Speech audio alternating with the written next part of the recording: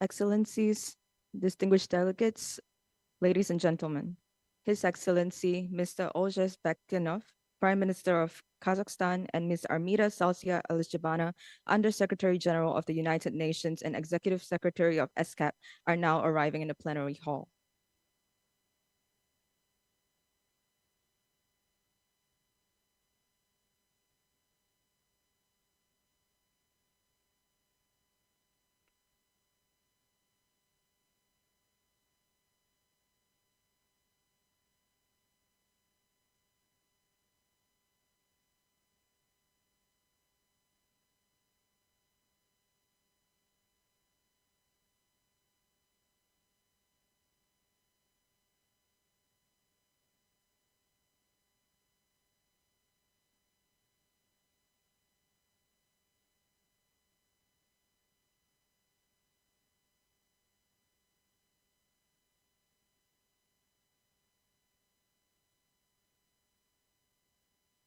I would now like to request the conference room officer to play the opening video. Thank you. Asia and the Pacific has emerged as a hub of digital innovations, which presents unparalleled opportunity to accelerate digital inclusion and transformation for sustainable development and shared prosperity. Digital by default has become our norm, reshaping societies and economies, be it industrialization, urbanization, public service delivery, aging, climate change, and disaster risk reductions. Internet user growth is impressive, yet affordability and access inequalities persist, particularly in developing island countries.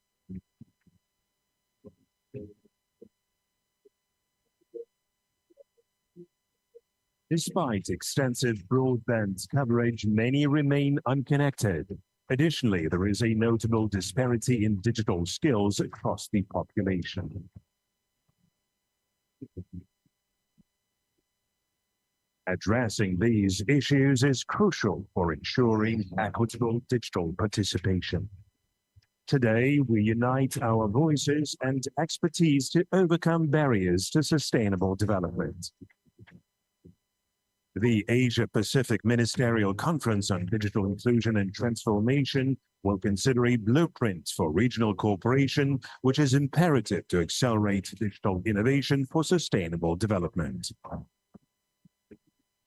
The conference will also aim to foster digital cooperation in order to bridge the digital divide, ensure the provision of digital skills training, strengthen digital connectivity, address and enhance digital trust and security, share good policies, practices, and lessons learned, and promote inclusive digital economies and societies. And hosted by the government of Kazakhstan. Kazakhstan stands at the forefront of digital transformation, prioritizing the use of technology to improve economic development and enhance the quality of life for its citizens.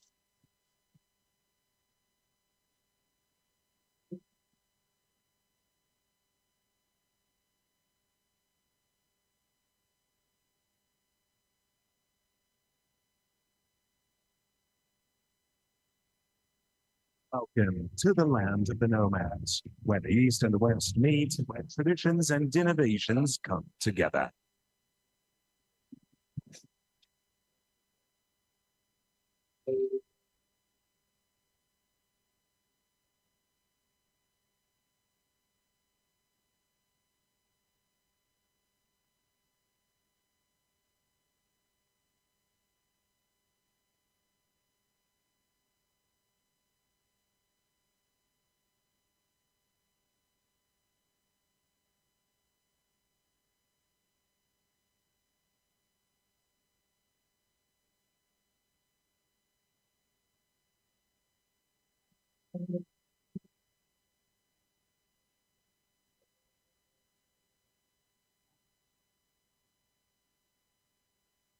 This conference be the catalyst for new successes and great achievements in the realm of digital inclusion and transformation.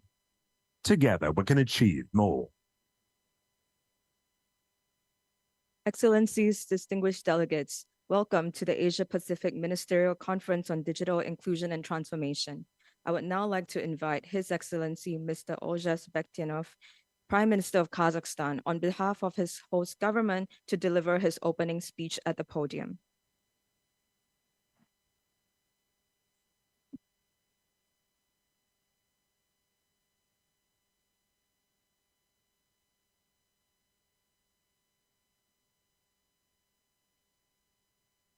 Distinguished conference participants, ladies and gentlemen, on behalf of the government of the Republic of Kazakhstan, I welcome you to the opening of the Asia Pacific Ministerial Conference on Digital Inclusion and Transformation. For nearly 8 decades, ESCAP has significantly influenced the lives of over 4 billion people in the Asia Pacific region. It is gratifying that Kazakhstan has been a full member of ESCAP for more than 30 years, and we all continue our progressive development in the spirit of partnership and good neighborly relations, based on the best global practices. I would like to express my special gratitude to the Executive Secretary of ESCAP, Armida Salsi Alice Jabana, for her contribution to the sustainable development of our region. I would like to note that the Commission continues to play a key role in promoting economic prosperity, social well-being, and environmental sustainability in the Asia-Pacific region. Over the years, our cooperation has covered key areas including environment, natural resources management, investment cooperation, trade, energy, and transport. As our head of state, Kassym-Jomart Tokayev, has repeatedly emphasized, digital technologies are opening up new horizons for business, education, and healthcare, driving economic growth and expanding opportunities for millions of people. Therefore, we are actively developing these fields. Today, Kazakhstan is among the 30 most digitalized countries in the world and ranks 8th in providing online services. Over 90% of all government services are available to the population via mobile devices. By the end of 2025, 5G networks will cover all cities of Republican significance and regional centers. Recently, a citizen service center was opened in the city of Karaganda, offering a comprehensive range of services from various organizations in one building. These centers will be scaled up in all major cities of the country. Overall, by the end of 2029, we plan to build a full-fledged ecosystem that ensures equal access to digital resources for the population and businesses. To create our own electronic resources, we are developing products in the field of artificial intelligence. Yesterday, in his address to the nation, our president announced that a National Artificial Intelligence Center would be established in Astana next year. This center will serve as a key platform for selecting effective solutions. We will welcome the development of cooperation in this area with all countries, including the Asia-Pacific states. As part of the development of the digital Silk Road, Kazakhstan, together with its neighbors, is implementing a project to lay fiber optic communication lines along the bottom of the Caspian Sea, extending to the Persian Gulf countries, and further expanding the transit potential of the West-East project. This will help form a modern infrastructure for data collection, storage, and processing to develop new technologies and attract major big tech companies. Bringing IT solutions from Kazakhstan to the global market is our current task, and the Astana Hub Technopark plays a key role in fulfilling it. Based on this hub, 15 regional technological hubs have been opened in various parts of the country, with 4 more planned to open by the end of this year. Currently, Astana Hub is home to 1,400 residents, including 400 foreign companies. All these companies enjoy a favorable investment climate. I would like to emphasize that Kazakhstan is always open to cooperation, new ideas, and real projects. Dear conference participants, to achieve the UN Sustainable Development Goals in our region, It is important to emphasize the principle that no one should be left behind.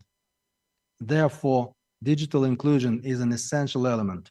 Without this element, our goals cannot be achieved.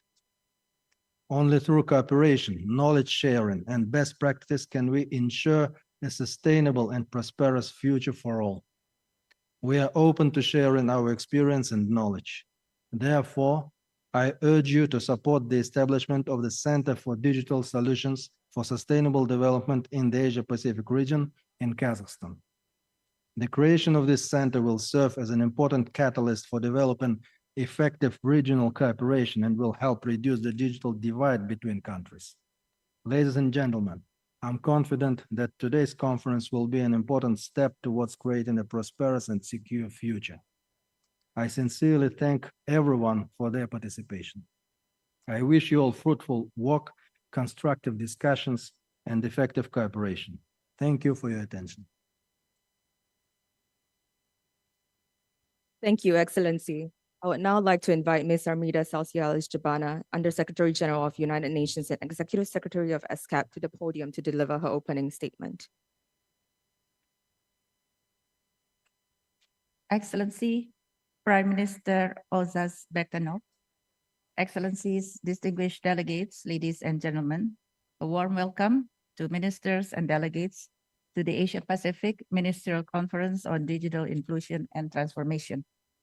At the outset, I would like to express my deepest appreciation to His Excellencies, the Prime Minister and the Minister of Digital Development, Innovation and Aerospace Industry of the Government of Kazakhstan for their unwavering support to our Commission and for hosting and co-organizing this ministerial conference. Excellencies, the Asia-Pacific region is a hub for digitally driven innovations. Digital by default has become our norm.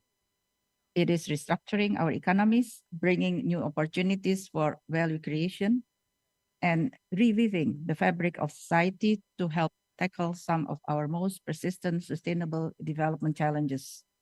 At the same time, digital transformation intersects with economic, environmental, and social risks of unseen complexity and uncertainty. Our digital world is one of divides. They run along income, age, education, and geographic fault lines, with the gender divide underlying all. Of equal concern is the uneven progress towards the SDGs. There is an immediate urgency to act on climate change. Our vast and diverse region, which is responsible to over half of the world's greenhouse gas emissions, is also particularly susceptible to the perils of climate change. Yet, amid these challenges, our region has been remarkably resilient and resourceful. Digital innovations are enabling smarter climate action and supporting efforts to dematerialize and decarbonize. Our Asia-Pacific Digital Transformation Report 2024 underlines that as the use of more advanced digital technologies is scaled up, there is a turning point beyond which carbon emissions tend to decline. Furthermore, the increased use of generative AI in many countries is mitigating climate-related disasters. And as the accuracy and timeliness of early warning systems continue to improve with AI-driven geospatial data analytics. To leverage these opportunities, I would like to highlight 3 policy actions. First, breakthrough solutions are needed to bridge the digital divide. This is central to leveraging sustainable development opportunities and mitigating the socio-economic disparities exacerbated by digital divides. To achieve this, holistic policies that mobilize investment at scale in new infrastructure and connectivity, digital skills training, and lifelong learning opportunities across all sectors and disciplines are required. Second, directing investments towards scalable innovations with significant sustainable development impacts is crucial. Marginalized groups, in particular, are highly dependent on such scalable innovations, while more harmonized policy frameworks across the Asia-Pacific region can foster supportive investment environments for digital solutions. In this regard, We note the timeliness and welcome further consideration of the proposal of the government of Kazakhstan on a digital solution center for sustainable development. And third, strengthening regional digital cooperation is fundamental. Our region took a major step forward with adoption of the action plan for implementing the Asia-Pacific Information Superhighway Initiative 2022-26. It demonstrated the commitment and solidarity of members and associate members to collaborate on extending digital connectivity to all, harnessing new technology application and their data. The level of ambition needed for building on inclusive and sustainable digital future relies on a ministerial commitment to the implementation of a common vision. Excellencies, in conclusion, I would like to express our sincere thanks and appreciation to all members and associate members for their hard work that led to the final draft of the Astana Ministerial Declaration on Digital Inclusion and Transformation, which is before you today. In this regard, I would like to take the opportunity to extend my deepest gratitude to the government of Kazakhstan as chair and to the Republic of Korea as vice chair for bringing us to this point. In the spirit of collaboration, together we can leverage the opportunities presented by digital inclusion and transformation to accelerate sustainable development in Asia and the Pacific. I wish you all a very successful and productive conference. Thank you very much.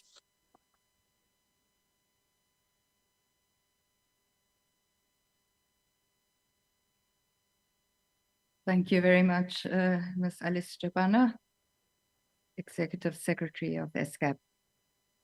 Excellencies and distinguished delegates, it is now my pleasure to conduct the election of officers for the Asia-Pacific Ministerial Conference on Digital Inclusion and Transformation. The Bureau shall comprise a chair and 3 vice chairs. May I now open the floor for nominations for the position of chair and vice chairs. I recognize the distinguished delegate from Cambodia. A very good morning.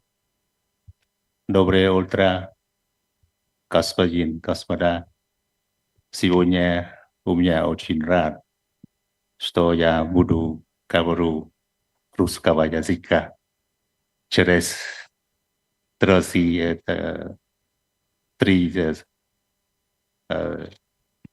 года. Никогда не говорю по-русски. Только сегодня я могу еще раз говорю по-русски. Thank you very much for asking me about the nominating. Good morning again. Excellency Chair, I have the honor to propose His Excellency Saslan Mandiyev, Minister of Digital Development, Innovation, and Aerospace Industry of Kazakhstan as Chair of the Asia-Pacific Ministerial Conference on Digital Inclusion and Transformation. I further propose His Excellency Mr. Tolup Polnik Lee Niku Onesikmo, Minister of Communication and Information Technology, Samau. Her Excellency Mrs. Millicent Cruz Paredes, Ambassador Extraordinary and Plenipotentiary and Permanent Representative to ESCAP, Embassy of the Republic of the Philippines. His Excellency Mr. Sang Hong Song, Deputy Minister of Science and ICT of the Republic of Korea as Vice Chair. I am confident that the distinguished delegate proposed will discharge their duty efficiently for the successful conclusion of the ministerial conference. I thank you. I thank the distinguished delegate of Cambodia for the nominations. Would any other delegation wish to second the nomination made or propose alternate nominations. I recognize the distinguished delegate of Vanuatu.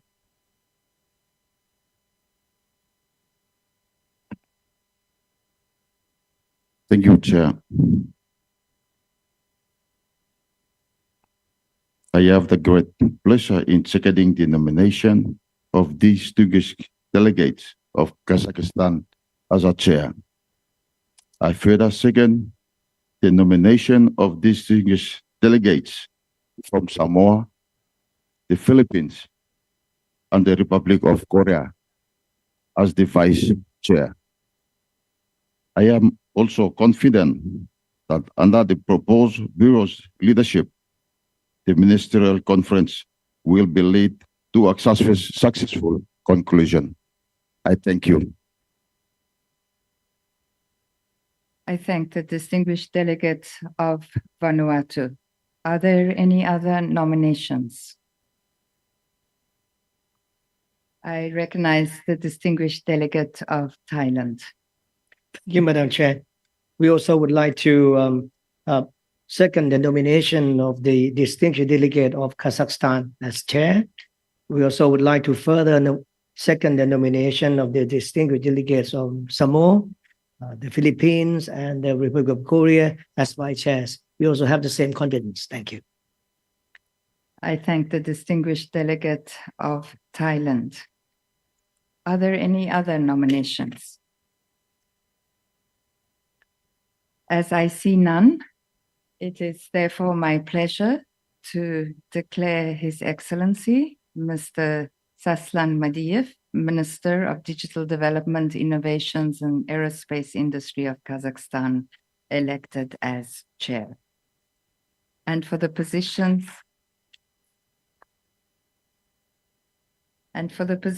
of vice chair, His Excellency, Mr. Tulupe Onesome, Minister of Communication and Information Technology, Samoa. Her Excellency, Ms. Cruz Paredes, Ambassador Extraordinary and Plenipotentiary and Permanent Representative of ESCAP, Embassy of the Republic of the Philippines.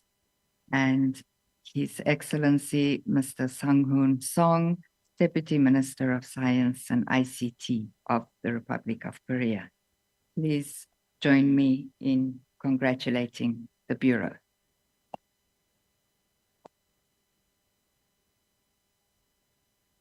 Excellencies, distinguished delegates, it is now my honor to invite His Excellency, Mr. Saslan Madiev, Minister of Digital Development, Innovations and Aerospace Industry of Kazakhstan, the chair of this ministerial conference, to conduct the meeting from this point forward.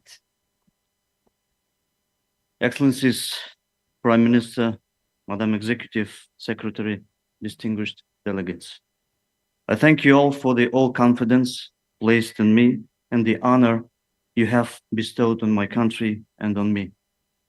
Together with the honorable vice chairs and with the support of the ESCAP Secretariat, I shall endeavor to discharge the responsibilities of serving as your chair to the best of my abilities. Excellencies, distinguished delegates, we will now move to the agenda, item 1C, adoption of the agenda. The provisional agenda for the Asia-Pacific Ministerial Conference on Digital Inclusion and Transformation is contained in document ESCAP MCDIT-1. Does any delegation have any comments to the agenda?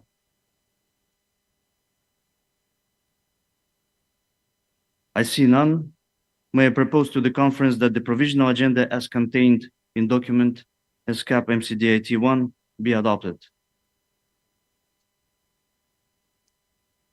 The agenda is adopted.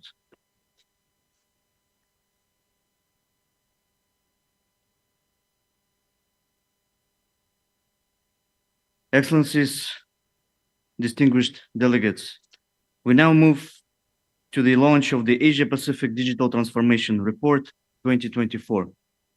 I would now like to invite Ms. Armida Salsia Daljabana to thank and would like to inform Excellencies and distinguished delegates that the Vice Chair, His Excellency Mr. Tulip Pomuluki Onesimo, Minister of Communication and Information Technology, Samoa, will chair the rest of the morning session. Thank you. Excellencies, distinguished delegates, Madam Executive Secretary of ESCAP will now present the Asia Pacific Digital Transformation Report 2024 to His Excellency Prime Minister of Kazakhstan and the Chair of the Ministerial Conference at the front of the rostrum.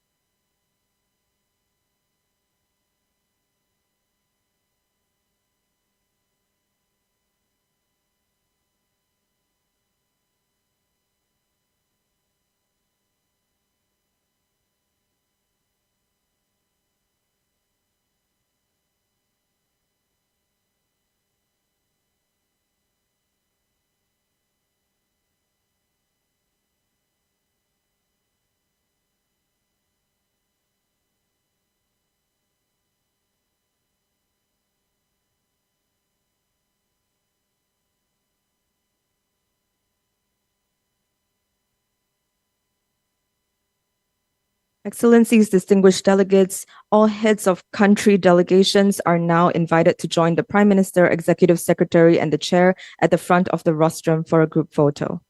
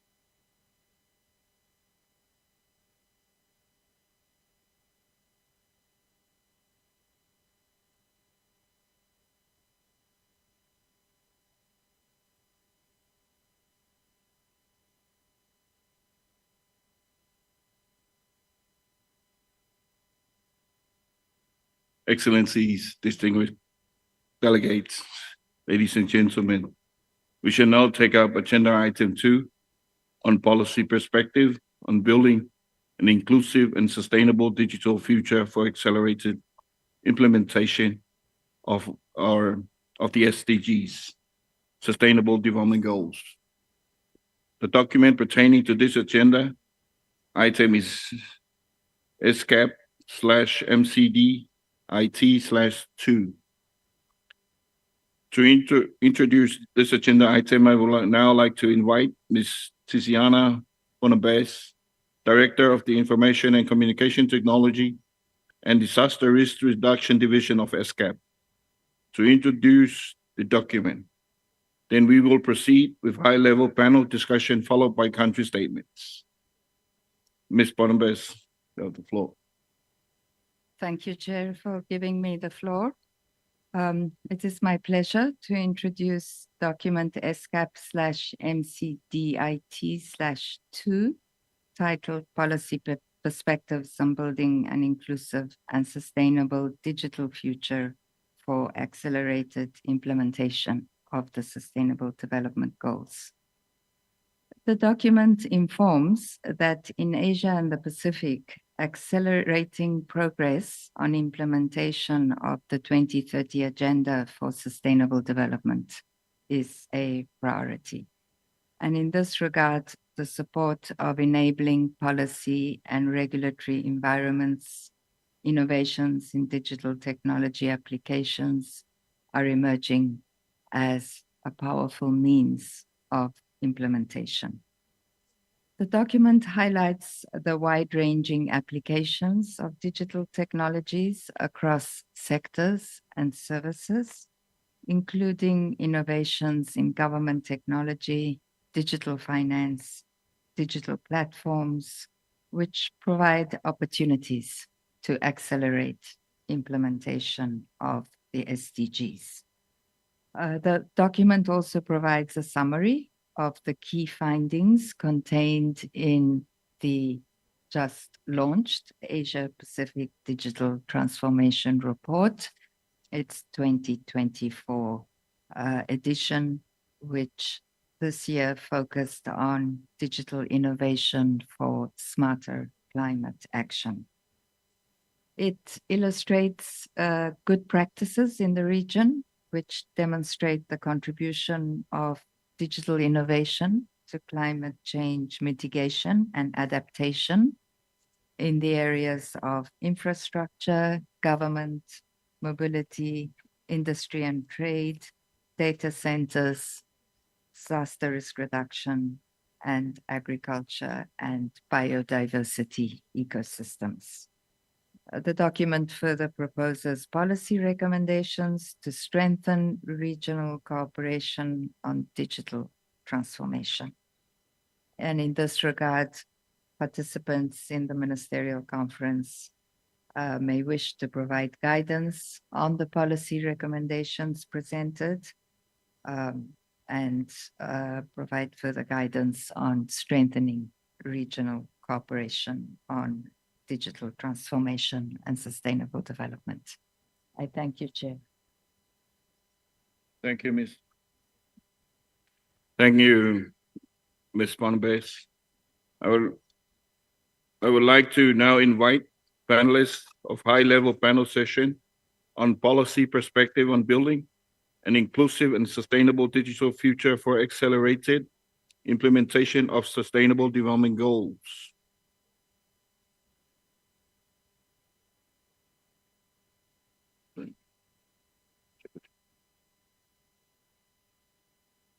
All right. Yes. Okay. Yeah. I will now call upon His Excellency Mr. Chang Hoon Song, Deputy Minister of the Office of ICT Policy, Ministry of Science and ICT, Republic of Korea. His Excellency Mr. Sang Hoon Song. Everyone give a round of applause.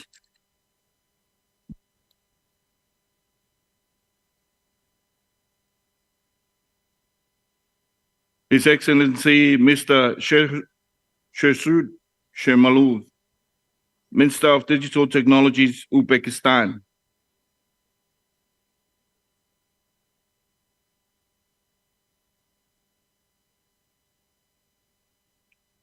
From the USA, Honorable Ambassador Mr. Stephen Lang, U.S. Coordinator for International Communication and Information Policy, Bureau of Cyberspace and Digital Policy, United States Department of State. Your Excellency.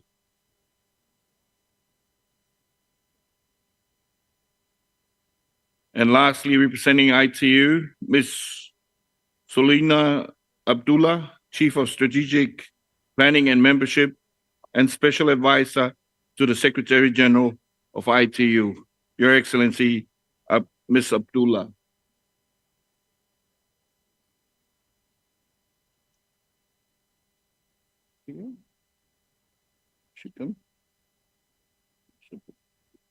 Yes.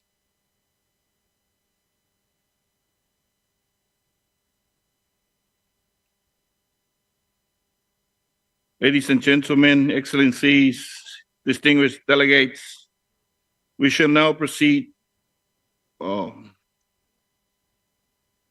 our item 2 policy perspective on building an inclusive and sustainable digital future for accelerated implementation of sustainable development goals. Welcome to the high-level panel session on policy perspectives. This high-level panel session will focus on policy perspective from across the region. Our panelists will highlight their diverse experience and country initiatives that have been implemented to accelerate the achievement of sustainable development goals. I would now like to invite our distinguished speakers to share their insights on this topic. Panelists are kindly requested to please ensure that interventions are limited to 5 minutes or less. First, I would like to call on Your Excellency, Mr. Shersud Shermatov, Minister of Digital Technologies of Uzbekistan. Could you share your vision for Uzbekistan's digital future and what digital strategies and initiatives are being implemented for sustainable development? Your Excellency, Mr. Shermatov. Thank you very much, Your Excellency. Dear ladies and gentlemen, I'm honored to be here in this important conference. And I'm very pleased to share our vision for Uzbekistan's digital future and the initiatives we are implementing to ensure sustainable development. Uzbekistan envisions a future where digital technology serves as a powerful tool for economic growth, social inclusion, and environmental sustainability. We aim to create a dynamic digital landscape that fosters innovation and connects our citizens, ensuring that everyone benefits from the opportunities presented by the digital revolution. The government is committed to digitizing public services via e-government platform. This initiative enhances efficiency and transparency while providing citizens with easier access to public services and streamlining bureaucratic processes. As a result, in recent years, we have increased the number of digital services available in our unified portal of state services by 2.1 times, which has led to almost 4 times rise in the number of users. Our vision emphasizes inclusivity. We are committed to bridging the digital divide, empowering all citizens with access to technology, knowledge, and resources. Efforts are actively being made to promote inclusivity in the delivery of digital government services, enabling individuals with disabilities to access approximately 70% of those services independently without relying on external assistance. We are providing also tax breaks and financial incentives to attract both local and international IT companies, cultivating a dynamic tech ecosystem that actively employs youth and women, thereby supporting Goal 8, decent work and economic growth. As a result, over the past 7 years, we have increased the number of IT companies residing in our IT park by 15 times, with the total number of jobs reaching more than 32,000. Additionally, the sector significantly contributes to enhancing the country's export potential, having demonstrated a growth of 7.5 times in recent years, reaching a total of more than $344 million. We are making substantial investments in enhancing digital infrastructure, especially in the rural and remote regions, to guarantee universal access to high-speed internet. For instance, we have successfully achieved coverage of around 98% of all populated areas in the country with broadband mobile internet. To empower our workforce, we are launching comprehensive nationwide programs focused on digital literacy and skills training. A prominent example of this initiative is the Muhammad Al-Khwarizmi Digital Successes Project, which aims to reach thousands of school children in its first phase. This program is designed to equip them with essential digital skills, enabling them to secure employment upon completion. We are fostering an environment conducive to innovation by establishing technology parks, incubators, and funding opportunities for startups. This initiative aims to encourage entrepreneurship that aligns with sustainable development goals.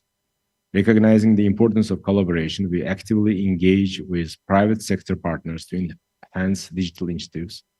These partnerships enable us to tap into technology and expertise that can drive our digital transformation.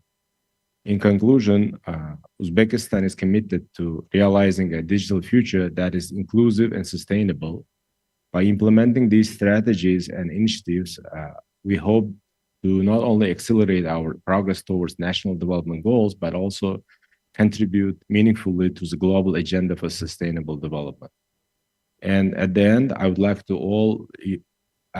invite you all to upcoming ICT Week, which is going to be after 2 weeks in Tashkent, Uzbekistan, September 17 to 20, and where you will be able to see with your own eyes all the latest developments in ICT sector of Uzbekistan. Thank you all. Thank you, Your Excellency, Mr. Shemetov. Next, I would like to call on Honorable Ambassador Mr. Stephen Lang, U.S. Coordinator for International Communication and Information Policy from the Bureau of Cyberspace and Digital Policy, United States Department of State. Mr. Ambassador Lang, please could you share perspectives of your country's policies for building a more inclusive digital future and some success digital transformation initiatives supported by the United States that have contributed to accelerating the implementation of the SDGs. Mr. Ambassador. Well, thank you very much, Mr. Chair. It is truly an honor to join you all here today at this ministerial conference and to, on behalf of the United States, share our vision for how digital transformation can accelerate our efforts to advance development goals. Today's revolutions in technologies create new opportunities for historic transformations in our economies, in our societies, and for our planet. The challenge before us is to harness the power of this era of disruption and channel it into greater stability, greater prosperity, and greater opportunity for all. The United States believes today's new and emerging digital technologies can and should be used to drive sustainable development and prosperity, to promote respect for human rights, and to solve shared global challenges. Digital and other new technologies will play an increasingly critical role in addressing these challenges. On May 8th, Secretary Blinken, our Secretary of State, released the United States' new international cyberspace and digital strategy. Central to this strategy is the concept of digital solidarity. If we want to build a vibrant and secure tech future, then none of us, not just the most powerful or the largest countries in the world, not the biggest or most capable tech companies, none of us can afford to go it alone. Standing shoulder to shoulder with partners is essential, and only together can we truly advance a shared vision for a rights-respecting, innovative, and secure tech ecosystem. We think about digital solidarity as a willingness to work together on shared goals, a willingness to stand together to help partners build capacity to provide mutual support. Digital solidarity recognizes that everybody who seeks to use digital tech in a rights-respecting manner is more secure, more resilient, and more prosperous when we work together to shape the international environment in order to innovate, in order to collaborate on everything from norms to regulations to technical standards. We in the United States are committed to working together, especially with emerging economies, and deploying safe, secure, resilient, and sustainable digital technologies to advance their sustainable development goals and build stronger and inclusive and more inclusive innovation economies that can shape our mutual economic and technological future. We appreciate the role that ESCAP and its committees and specialized institutes play in assisting members and associate members in integrating technology, science, and innovation into their efforts to advance human development, reduce risk of disasters, and accelerate the accomplishment of the Sustainable Development Goals. We thank especially the government of Kazakhstan and Minister Madiev for their vision in organizing with the ESCAP Secretary this ministerial conference, and for their gracious hospitality in welcoming all of us here to Astana. And we're proud of the increasing work that the United States has undertaken, joined in recent years with ESCAP. At the 80th Commission meeting in April, we were pleased to be able to announce the funding of a junior program officer to support the work of ESCAP's Committee on Information and Communication Technology and Science, Technology, and Innovation, who will start work soon. And today, I am pleased to be able to announce that the United States will contribute nearly $1 million to support the development of a training curriculum on Open Radio Access Network technologies through the Asia and Pacific Training Center for Information and Communication Technology for Development, or APCICT.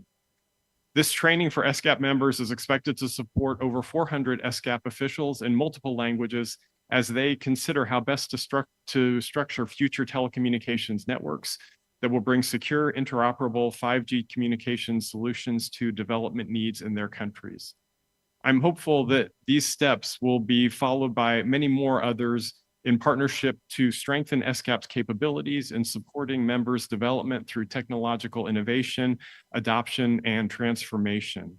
We are committed to partnering with any country and institution to develop and deploy technology that is open, safe, and secure, that promotes inclusive and sustainable growth, that fosters resilient and democratic societies, and that empowers all people.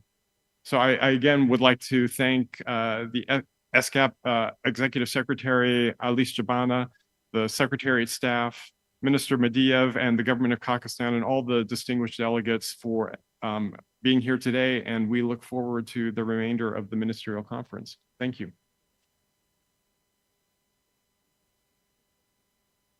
Thank you, Your Excellency, for your remarks. Next, I would like to call on His Excellency Mr. Sang-Hoon Song, Deputy Minister of the Office of ICT Policy, Ministry of Science and ICT, Republic of Korea. Your Excellency, with the pace of artificial intelligence development accelerating, could you share a perspective on where you see the greatest opportunities to drive sustainable development, and what policies, actions are evolving in your country to mitigate the risks? Floor is yours. Thank you, Chair. It is my honor to join this conference. With the advancement of generative AI technologies like ChatGPT, everyone can use AI in their daily lives with ease and convenience. The whole world is focusing on the limitless potential of generative AI. In particular, generative AI is noted for its potential to become a catalyst for achieving global goals, such as improving productivity, providing better healthcare, and closing educational gaps. AI can improve productivity through automation and streamlining, enable effective health management with personalized medicine and early disease detection, and strengthen human capabilities through tailored education. Republic of Korea is supporting the full adoption of AI by various industries to boost productivity and reduce cost. We are also promoting AI-powered healthcare solutions such as My Doctor 24, aimed at extending healthy life expectancy. Moreover, starting next year, AI digital textbooks will be introduced into regular curricula to facilitate personalized learning to prepare for a transition into AI-assisted education. Although the world is amazed at the innovative potential of emerging digital technologies like AI, there's also a shared recognition that we need to address the risks that come up with it. We are encountering unprecedented issues such as copyright for AI, the spread of fake news, and ensuring the safety of high-risk AI. To fully embrace digital technologies and accelerate innovation while protecting digital rights, we must create a new digital norm fit for this new age. To this end, in September 2022, Korea's President Yoon Suk-yeol proposed the New York Initiative, emphasizing that digital innovation should be aimed at ensuring universal human values such as freedom, human rights, and solidarity. Building on this, the Korean government went through broad public consultation and established the Digital Bill of Rights in September 2023. In May this year, the government announced a roadmap, New Digital Order Establishment Plan, to implement policies that incorporate these values. Moreover, considering the rapid development of AI and diverse cases of misuse and abuse, Korea is implementing policies to mitigate AI risks such as hallucination. Specifically, we are working on enacting the AI Framework Act, which balances nurturing the AI industry and building trust. This act will include appropriate regulatory measures such as mandatory safety measures for high-risk AI operators. To support the voluntary implementation of safety measures by the private sector, Korea published the AI ethics guidelines in 2020, reflecting OECD AI principles. These guidelines include self-assessment checklists for AI service planners and providers, and developing guides for developers. Furthermore, a reliability verification and certification system through reputable third-party organizations has been established to encourage private sector's voluntary compliance with these guidelines. Korea is also expanding international cooperation to promote AI-driven innovation and measure safe use of AI. In May, we hosted the AI Seoul Summit with world leaders and international organizations, broadening the scope of global AI discussion from safety to innovation and inclusion. Our AI Safety Institute is to be established in this year to serve as a hub for AI safety in the Asia-Pacific region in collaboration with other countries. For digital technologies like AI to benefit humanity, the international community must join hands and work together to establish governance frameworks and enhance safety. This conference is part of such effort. Korea will continue to actively contribute to promoting international cooperation to build an inclusive and sustainable digital future. Thank you.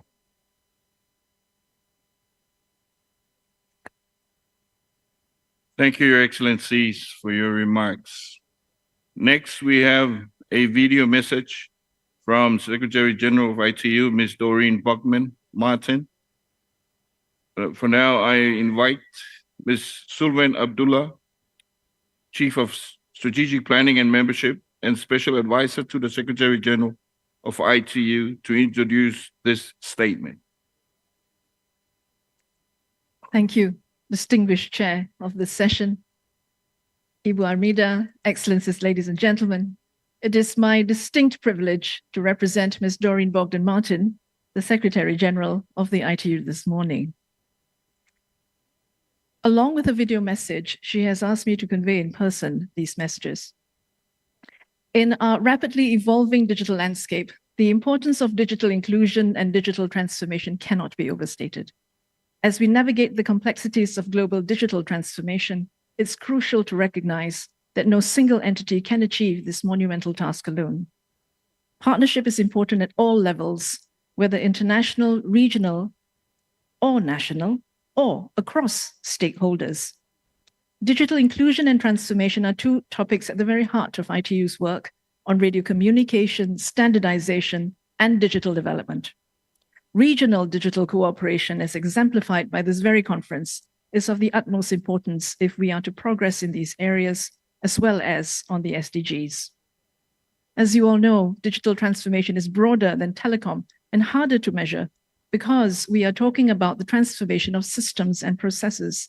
But to give a few examples, in this region, China has executed one of the fastest 5G rollouts in adoption in the world and pioneering along with the Republic of Korea and Japan, all working on 6G as we speak.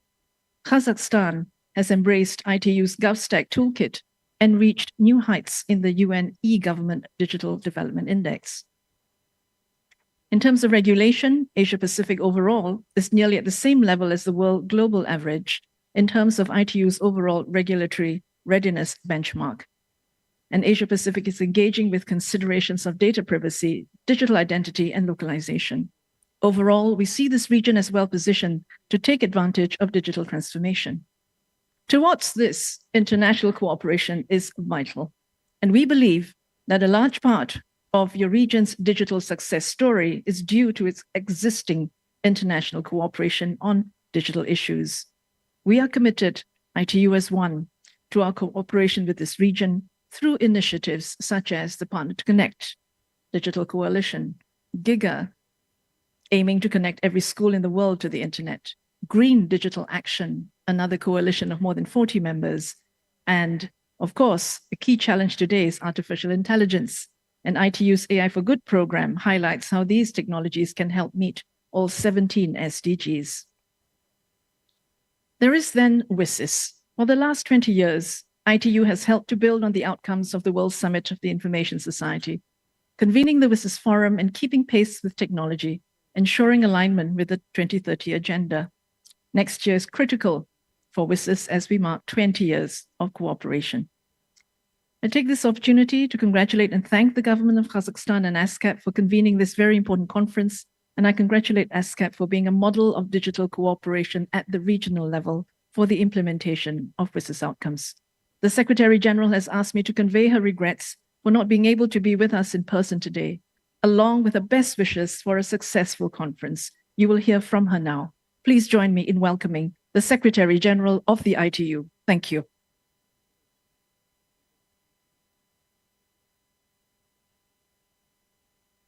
Excellencies, ladies and gentlemen, greetings from Geneva. I wish I could join you in Astana as you delve into topics that are at the core of ITU's mission: digital inclusion and transformation. I'm pleased to report that ITU regional initiatives have been driving progress in making digital technologies more inclusive and accessible to vulnerable communities across Asia Pacific and CIS countries. From young people who are ready to bring their energy and insights to ITU digital development initiatives, including through a second cohort of Generation Connect youth envoys from the Asia Pacific, to refugees whose digital skills needs we're trying to learn more about through assessments conducted together with the IOM, to persons with disabilities for whom ITU is working to incorporate accessibility into our Smart Village and Smart Island projects across the Asia-Pacific region. Everyone deserves to have a safe, affordable, and accessible digital experience, regardless of age, gender, or ability. That's why ITU has established training centers across the CIS and Asia-Pacific regions to support persons with disabilities with tailored digital skills courses. And we'll also be holding a regional forum on digital accessibility in the CIS region later this year. I also encourage you to make use of a new guidebook that aims to ensure digital ecosystems are made inclusive right from the design stage. Developed in partnership with ESCAP, this resource was created to support those finding themselves on the wrong side of the digital divide, with a focus on least developed countries and small island developing states. Colleagues, we're in a race against time. The latest Sustainable Development Goals report found that just 17% of the SDGs are on track to be achieved by 2030. During a recent visit to ITU, UN Secretary General Antonio Guterres called for urgent action to advance digital transformation while leaving no one behind. He encouraged us to make sure that technology serves as a bridge and not a barrier to a better world. Let's remember the importance of the WSIS process as we heed this call. The WSIS Plus 20 review, already underway, is a critical opportunity to take stock of our progress, identify areas for improvement, and recommit to the action lines that anchor our efforts to rescue the SDGs. Let me congratulate the UN regional commissions and especially ESCAP for your dedicated efforts in aligning the WSIS process with regional development goals. With the Summit of the Future and the planned adoption of the Global Digital Compact taking place in just a few weeks from now, our path forward is clear. We must continue aligning digital inclusion with the pace of digital transformation. And we must do it together as a fit for future ITU and as one United Nations. Thank you.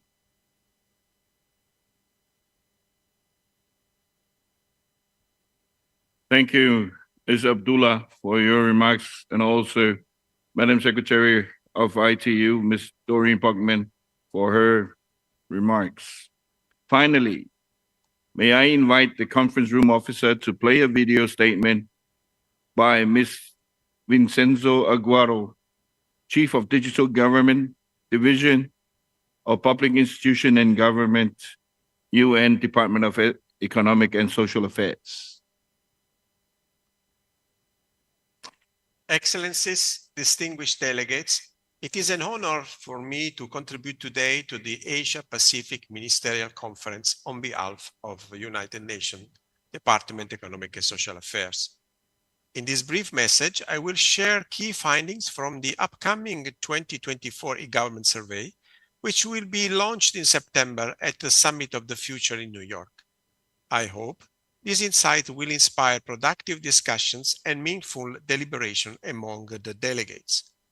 Based on our 2024 assessment, the global trend towards digital government has accelerated, especially post-pandemic, which increased investment in infrastructure and advanced technologies like AI and cloud computing. Key global shifts include the rapid digitalization of services, the rise of AI, and the focus on digital identity and data management. These developments are coupled with a growing emphasis on viewing digital progress through an equity lens, prioritizing inclusiveness, safety, and accessibilities. Regions worldwide have made significant strides.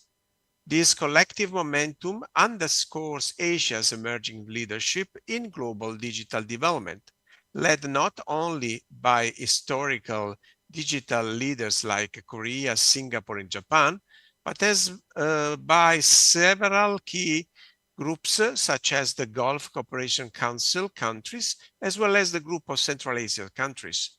Additionally, the ongoing digital progress in large countries such as China and India have further propelled the region's transformation, making Asia a dynamic hub of digital innovation and growth. In the Pacific, Oceania presents a stark contrast in digital development. Australia and New Zealand lead while most other countries in the region, primarily small island development states, lag behind. Despite notable progress in Asian Pacific, disparities remain, especially in developing regions and countries in special situations. Addressing these digital divides is crucial for achieving the Sustainable Development Goals by 2030. To accelerate digital development in Asian Pacific, a coordinated and inclusive approach is essential. Regional cooperation and robust infrastructure investment should be prioritized with targeted support LLDCs, SEEDs, and underdeveloped areas. This group face unique challenges due to their size, geographic isolation, and levels of digital maturity. ASEAN Pacific should focus on fostering an environment that encourages technological innovation and entrepreneurship, providing targeted funding for research and development, offering tax incentives and technology startups, and establishing innovation hubs. Initiatives like ESCAP's Asian Pacific Information Superhighway Action Plan aims to bridge this divide and promote inclusive digital growth across the region. Doing so, Asian Pacific will drive sustainable economic growth, enhance their e-government service, and ensure that all people benefit from the digital transformation, leaving no one behind. And thank you for your attention.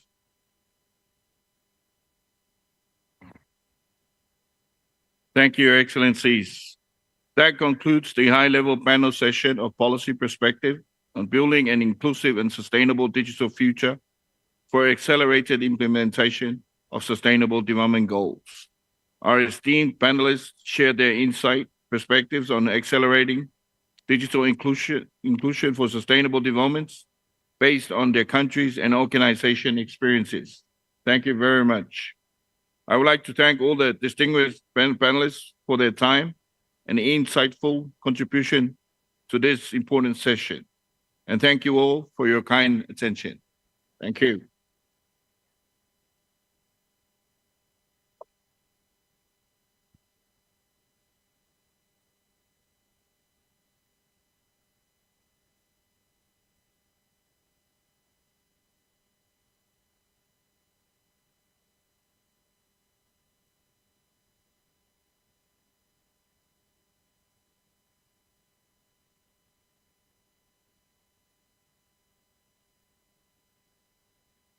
Excellencies, distinguished delegates, we shall now proceed to the country statement for agenda item 2. I would like to urge all delegations to adhere to the time limit of 5 minutes to ensure we can hear from all those participating. I also would like to remind delegations that in the case of a longer statement, you may deliver only the summary version and provide the Secretariat with the full statement, which will be uploaded to the website of the conference. I now open the floor for country statements. I see first Uzbekistan. First speaker is a distinguished delegation from Uzbekistan. You have the floor.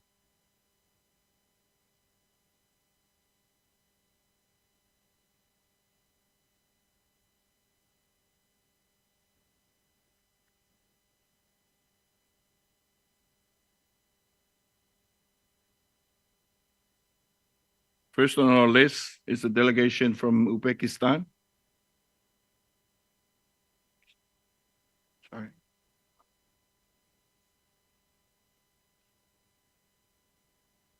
We can move on to the second in our list.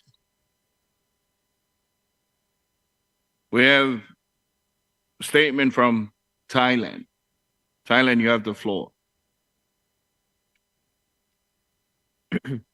Thank you, Mr. Chairman. On behalf of the Royal Thai Government and the Ministry of Digital Economy and Society, I would like to take this opportunity to express my sincere appreciation to the Ministry of Digital Development, Innovations, and Aerospace Industry of the Republic of Kazakhstan and ESCAP for hosting and organizing this significant meeting. Digital transformation is not just a technological shift. It fundamentally changes how we live, work, and interact. Thailand has recognized this transformative power of digital technologies, and we are committed to leveraging them to advance our national economy and society. Aligning with the principle of the SDGs, Thailand is deeply committed to ensuring the inclusive development of all our citizens without leaving anyone behind. The Thai government, through the Ministry of Digital Economy and Society, is dedicated to connecting everyone in our nation to the digital world. We firmly believe that digital connectivity is a crucial component of sustainable development, empowering people with the tools and opportunities they need to thrive in this digital era. Our efforts are focused on bridging the digital divide, ensuring that everyone, regardless of their background or location, has access to the benefits of digital technology. The government is expanding access of digital infrastructure to all Thai citizens through the Village Broadband Internet Project, which is currently already expanded to the fiber optic internet to over 40 villages nationwide in the remote area. The ministry has also expanded the fiber optic internet to over 1,600 rural schools and hospitals through Big Rock Project, aimed at enabling education and healthcare facilities in remote areas to improve their quality of life through better access to information and communication technologies, ensuring that public services reach all citizens regardless of their location. Furthermore, recognizing the importance of inclusivity for vulnerable groups, the ministry is currently developing a regulation that will provide digital coupons to people with disabilities, enabling them to purchase essential electronic devices to participate more fully in the digital society. Excellencies, Digital ID is another initiative launched to replace national ID cards, providing all citizens with inclusive access to government services and contributing to SDG 10 by ensuring equitable access for everyone. Currently, Thai people registered digital ID through Thai ID application about 18 million persons. Another key initiative in driving the digital transformations is the cloud-first policy, which promotes cloud-based system as a foundation of our digital infrastructure. The Ministry of Digital Economy and Society is actively promoting the use of cloud services across over 450 government agencies, with a strong emphasis on adhering to international standards for cloud use, cybersecurity, and data privacy. At the same time, we are prioritizing clean energy investment in the cloud data center industry, aligning efforts with SDG number 13. Ladies and gentlemen, we are also advancing a digital government or paperless through our e-document system, improving data accessibility and transparency, which supports efficient governance. The ministry is committed to expand the e-document system to all government agencies to transform the Thai government into a fully digital government. One example that already equipped with a e-document is the court system in the country. With introduction of the Smart Court initiative, it enables court system to operate electronically. 3 new means of communications with the court have been introduced for pleadings, petitions, requests, statements, and certain other documents. An e-filing system, the court integrated online service for sending and receiving documents, and an e-auction system. This advancement will help reduce expenses and the need for people to physically travel to the court turning Thailand justice system into a digital, advanced, more accessible, and efficient model. Excellencies, in the meantime, we are deeply aware of the challenges posed, particularly those in cyber crime and cyber security that comes with the digital transformation. We are committed to addressing cross-border issues like online scams through collective actions and collaboration. The ministry has established the Anti-Online Scam Operation Center, or the AOC, to address online scams and propose the establishment of a working group on anti-online scam to ASEAN, which will focus on capacity building, training, and the sharing of critical information across digital and telecommunication channels in order to strengthen collective defenses against these threats. We believe that through our strong collaboration efforts, we can create a safer ASEAN and more resilient digital environment. The Thai government strongly supports regional and international cooperation in driving digital transformation. We are open to partnership across Asia and the Pacific to promote digital literacy, support inclusive innovation ecosystems, and ensure trust and security. Lastly, I'm confident that by joining forces, we can harness the power of digital technologies to address common challenges, achieve shared goals, and build a more inclusive, secure, and sustainable digital future for all. With this, I wish you all great success. Thank you. Kup Kup Rakmet. Thank you. Thank you for your statement, Thailand. Before I give the floor to the next speaker, I would like to kindly remind all delegations to adhere to the time limit of 5 minutes. Thank you. The next on our agenda will be a statement from Japan, followed by China, and then a statement from Philippines. Japan, you have the floor. Thank you, Mr. Chair.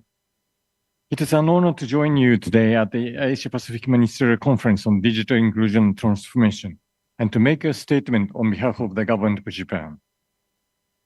I wish to express our special thanks to the government of Kazakhstan for its initiative in hosting this important regional event, and to the ESCAP Executive Secretary, Dr. Alice Japana, and her secretariat for the tremendous efforts in organizing this week's session.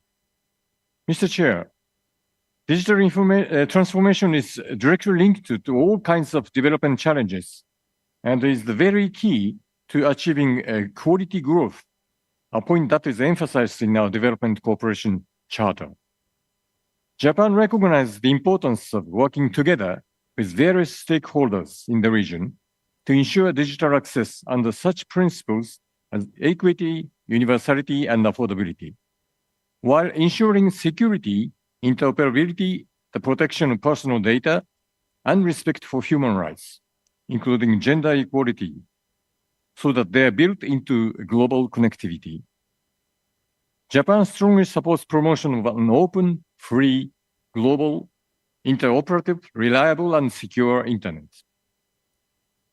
It is our view that ensuring a free flow of data with trust and freedom of expression on the internet will definitely help promote innovation, economic growth, employment, and sustainable development. We stand ready to work together with multi-stakeholders in the region to move forward towards these goals. Especially after the COVID pandemic, Japan has been actively promoting cross-border collaboration involving multi-stakeholders in order to solve social issues in the region. For example, Japan's Ministry of Economy, Trade and Industry, together with Japan External Trade Organization, JETRO, and our embassies across the region, have been intensively supporting various pioneering cross-border projects that aim to solve social issues in areas like healthcare, food, and agriculture, and supply chains. These efforts encourage multi-stakeholders, including startups, to share and promote innovative solutions that catalyze transformation across sectors. We have been working very hard, furthermore, to foster and promote responsible use and governance of technology, both domestically and internationally.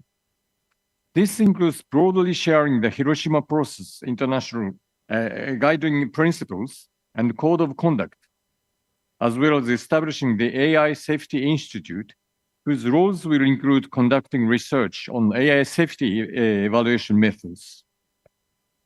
In July 2024, Tokyo Expert Support Center of Global Partnership on AI, GPAI, was established at the National Institute of Information and Communications Technology, NICT. GPAI is an international and multi-stakeholder initiative to guide the responsible development and use of AI.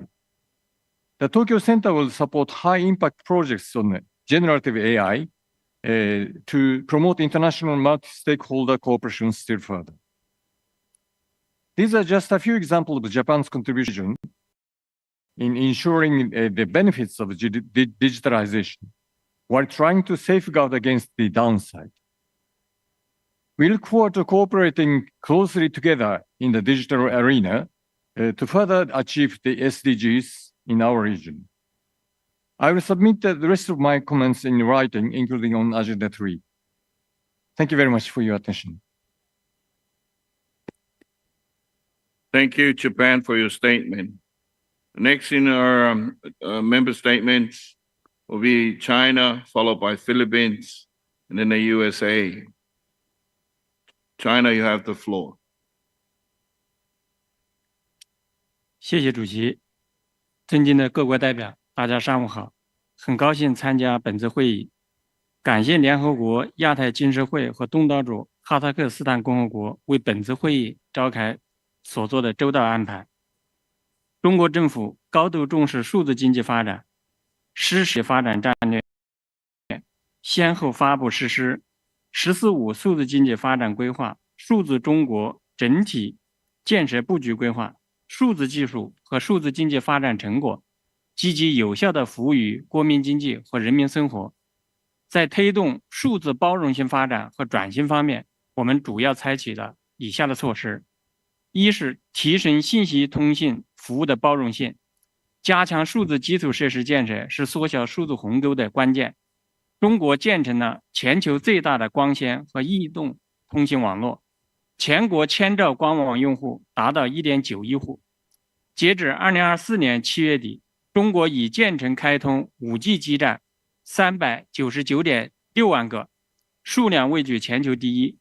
全国行政增通 5G 的比例超过了 90%， 农村互联网普及率达到 66.5%。为解决老年人运用数字技术，我们针对老年人常用互联网网站和手机 APP 以及智能手机等终端设备进行适老化改造。目前60岁及以上老年网民用户规模已达 1.7 亿户，占网民整体比例从2013年的 1.9% 上升至2023年的 15.6%。中国积极推动教育数字化发展，全国中小学已全部接入互联网，国家智慧教育平台成为全球第一大教育资源库，累计浏览量达 433.6 亿次，用户覆盖200多个国家和地区。二、推进数字技术融合应用赋能，我们积极推动 5G、大数据、云计算、人工智能等新一代数字和通信技术赋能千行百业。在制造业领域，截至2023年12月底，已培育421家国家级智能制造示范工厂，1万多家省级数字化车间和智能工厂。在建设智慧港口方面，截至2024年6月底，中国已建成和在建的自动化集装箱码头及干散货码头共有49座，数量位居全球首位。在打造智慧城市方面，已在全国290个城市开展试点工作。互联网经济快速发展，电子商务、共享经济、在线教育、移动支付等新业态新模式广泛应用。2023年，全国网络零售额达到 15.4 万亿人民币，连续11年居世界首位。中国加快人工智能产业发展，开展人工智能加行动。目前，人工智能企业数量超过了4500家，建成11个国家级人工智能创新应用示范区。3、推动中小企业数字化转型。中国政府认识到，中小企业是数字化转型的重点，也是难点。我们建设全国中小企业服务一展网，发展面向中小企业的专业化数字服务机构，鼓励大企业向中小企业开放数字化资源，发挥供应链协同作用，已在66个城市、15个行业开展中小企业数字化转型试点工作。4是深化数字领域国际交流合作。中方深切感受到，推动数字包容和转型，有助于加快实现联合国2030可持续发展目标。中国政府高度重视数字领域国际合作，积极与世界各国开展数字领域的政策规划、标准交流，分享数字基础设施建设、数字技术应用、中小企业数字化转型等方面的政策和实践交流。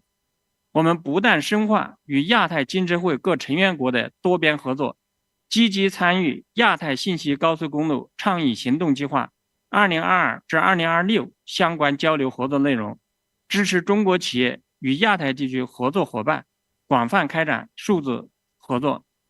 主席、各位代表，此次会议为各成员国提供了难得的交流平台，弥合数字鸿沟，利用数字技术推动经济社会发展，是当今各国面临的重大课题和共同挑战。中方愿进一步深化与亚太经济会及各成员国的友好合作关系，共同探讨互利共赢的数字发展道路，为亚太地区实现数字包容和转型注入强劲动力。最后，祝本次会议圆满成功，谢谢大家。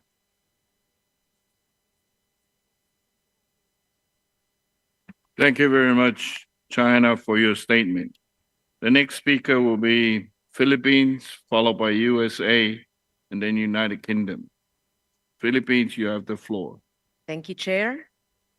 I'd like to thank, first of all, the government of Kazakhstan and the UN ESCAP Secretariat for the excellent arrangements for all delegates. We stand at a critical juncture in history where the rapid advancement of digital technologies offers us a unique opportunity to drive progress toward sustainable development goals. The power of digital transformation extends far beyond economic growth.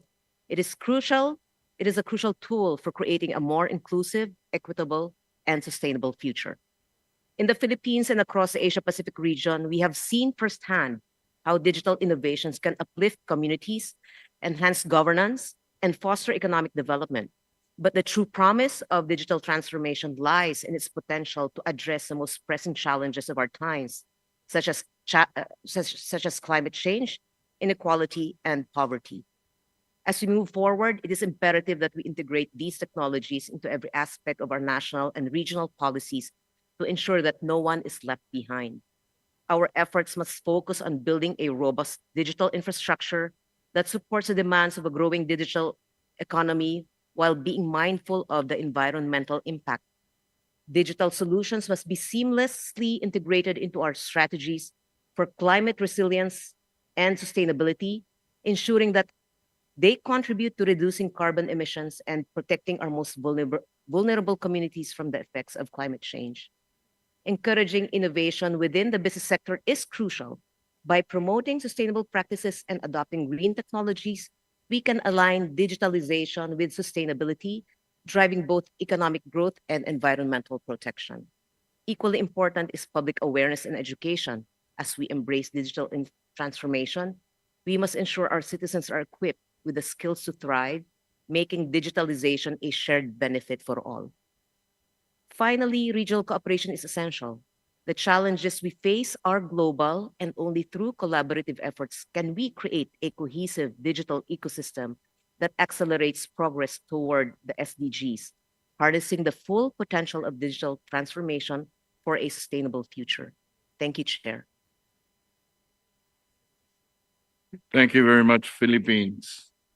The next speaker will be the United States of America, followed by United Kingdom and Micronesia. United States of America, you have the floor.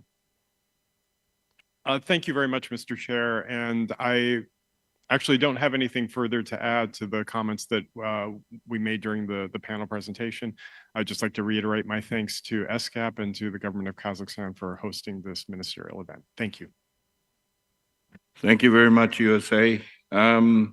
Next speaker will be the United Kingdom for their member statement. Thank you very much, Mr. Chairman, and I'm delighted to be here today to deliver a statement on behalf of the United Kingdom. Now, we all know, as we're discussing today, digital technologies are absolutely central to delivering progress on the Sustainable Development Goals, which all of us have committed to. They're a critical engine of growth, both for developed and for developing countries, and the foundation for the effective delivery of basic services, such as health and education, to many of the world's poorest people. The UN estimates that 70% of SDG targets can benefit from digital technologies. However, the 1/3 of the world's population currently without internet access, that's around 2.6 billion people, risk being left even further behind in a digital world. And for those who are connected, as we're discussing today, there are also many risks and potential harms that need to be managed and prevented to support online safety, to combat disinformation, and to protect privacy and freedom of expression, while generating essential trust in the digital ecosystem through cybersecurity and cyber resilience. Now, the next few years are really crucial for all of our countries in shaping the trajectory of our digital transformation journeys. We won't be able to create a world free from poverty on a livable planet without making digital transformation inclusive, responsible, and sustainable. Across Asia Pacific, specifically, the digital economy continues to be a driving force for growth. In Southeast Asia alone, the region's digital economy remains on track to be worth over $1 trillion by 2030. And there's a huge amount of cutting edge development now happening across the region, from AI in Thailand to semiconductors in Malaysia and e-commerce in the Philippines.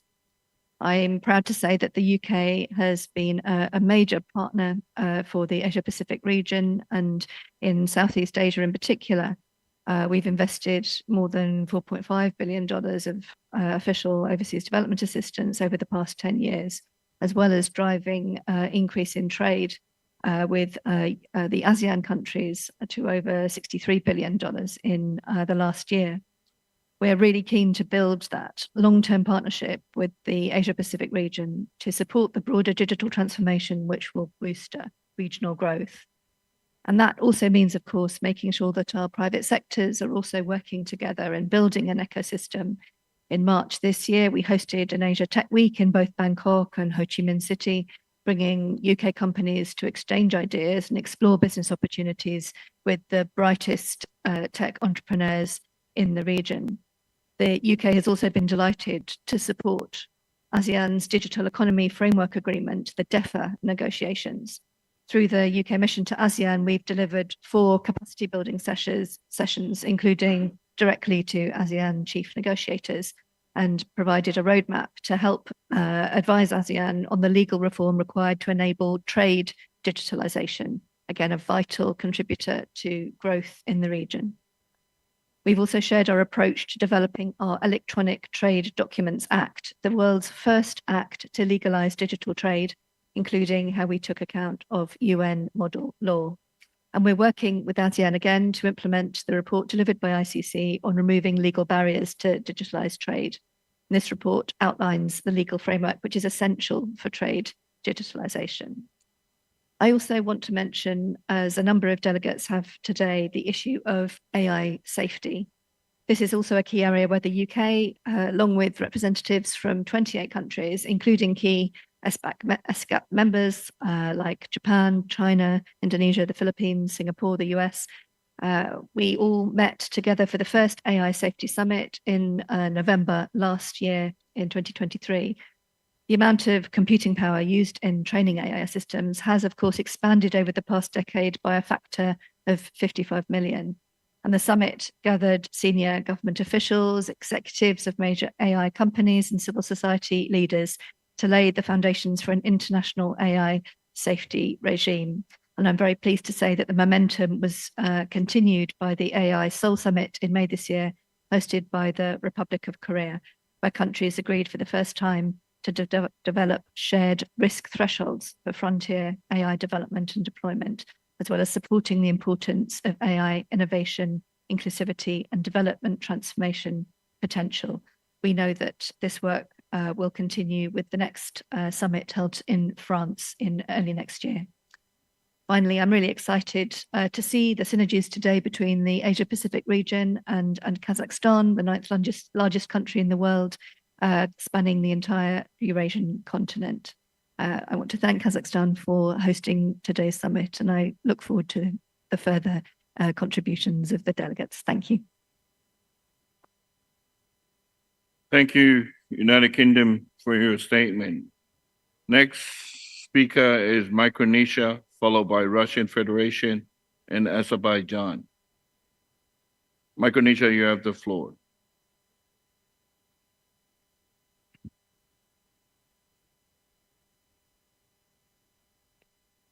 Honorable Chair and Vice Chairs, distinguished ministers, excellencies, ladies and gentlemen.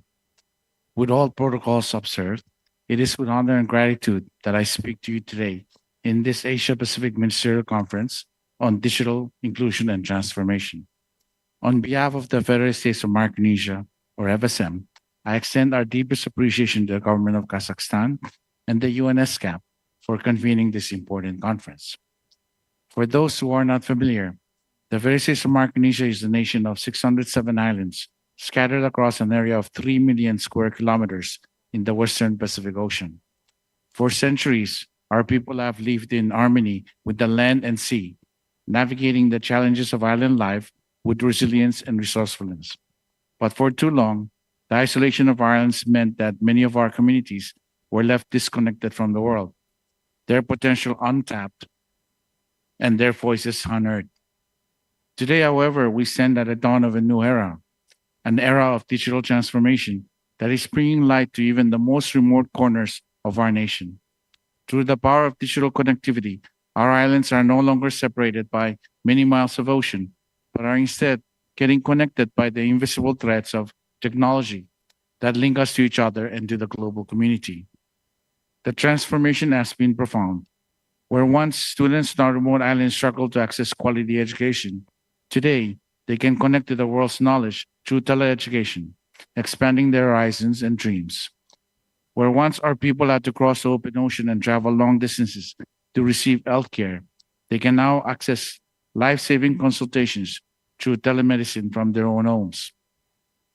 And where once our entrepreneurs faced insurmountable barriers to reaching markets beyond our shores, today they can engage in e-commerce, bringing the unique products of Micronesia to the world and vice versa. This is the power of digital inclusion. It bridges divides, empowers our people, and creates opportunities that were once unimaginable. Our progress in expanding broadband access and enhancing mobile networks across our islands is a testament to what can be achieved when we harness the potential of technology for the common good. Here, I acknowledge and express our appreciation to our donor partners, including Australia, Japan, and the United States, for financing the East Micronesia Cable Project, which is set to provide submarine connectivity between the FSM states and to our neighboring island nations of Nauru and Kiribati. We also thank the World Bank for financing our Fiber to the Homes project and our Digital FSM project. We are also working with Google to connect their cable to Micronesia with financial support from Japan and the United States. We also thank the government of China for the technical trainings to support us in this telecommunications sector. But while we have come far, our journey is not yet complete.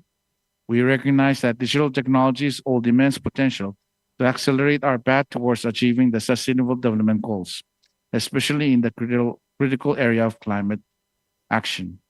In Micronesia, we are using digital tools to strengthen our resilience against the growing threats of climate change. From advanced early warning systems that protect the lives in the face of natural disasters, to innovative data platforms that guide sustainable resource management, digital technology is becoming a cornerstone of our strategy to safeguard our future. Yet we also face significant challenges. Our resources are limited, and the need to enhance digital literacy across our islands is urgent. We must ensure that our digital transformation is inclusive, leaving no one behind.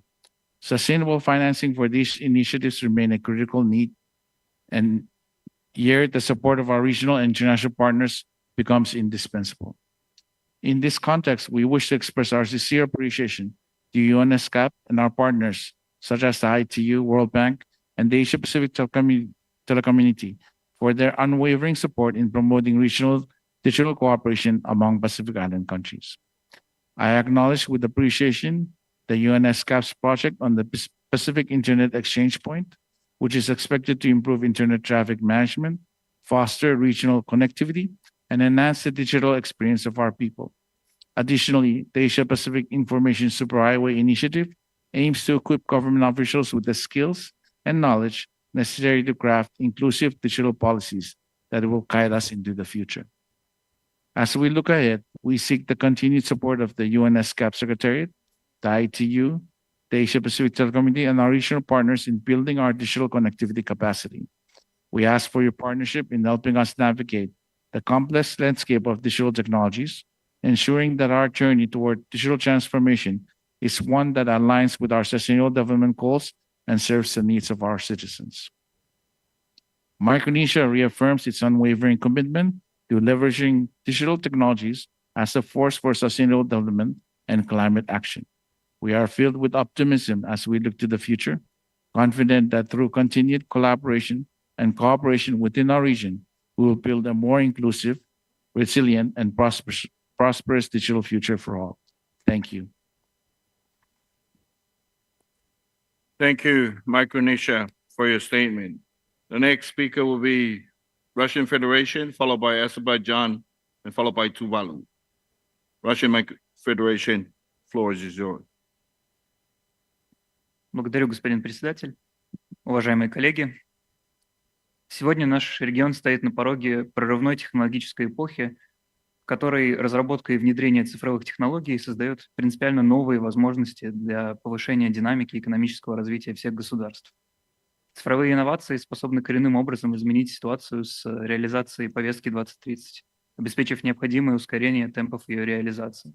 Они также могут стать, при условии их ответственного применения, мощным инструментом, способствующим преодолению вызовов в экономической, социальной и природоохранной областях, стоящих перед всем регионом в контексте множественных кризисов современности.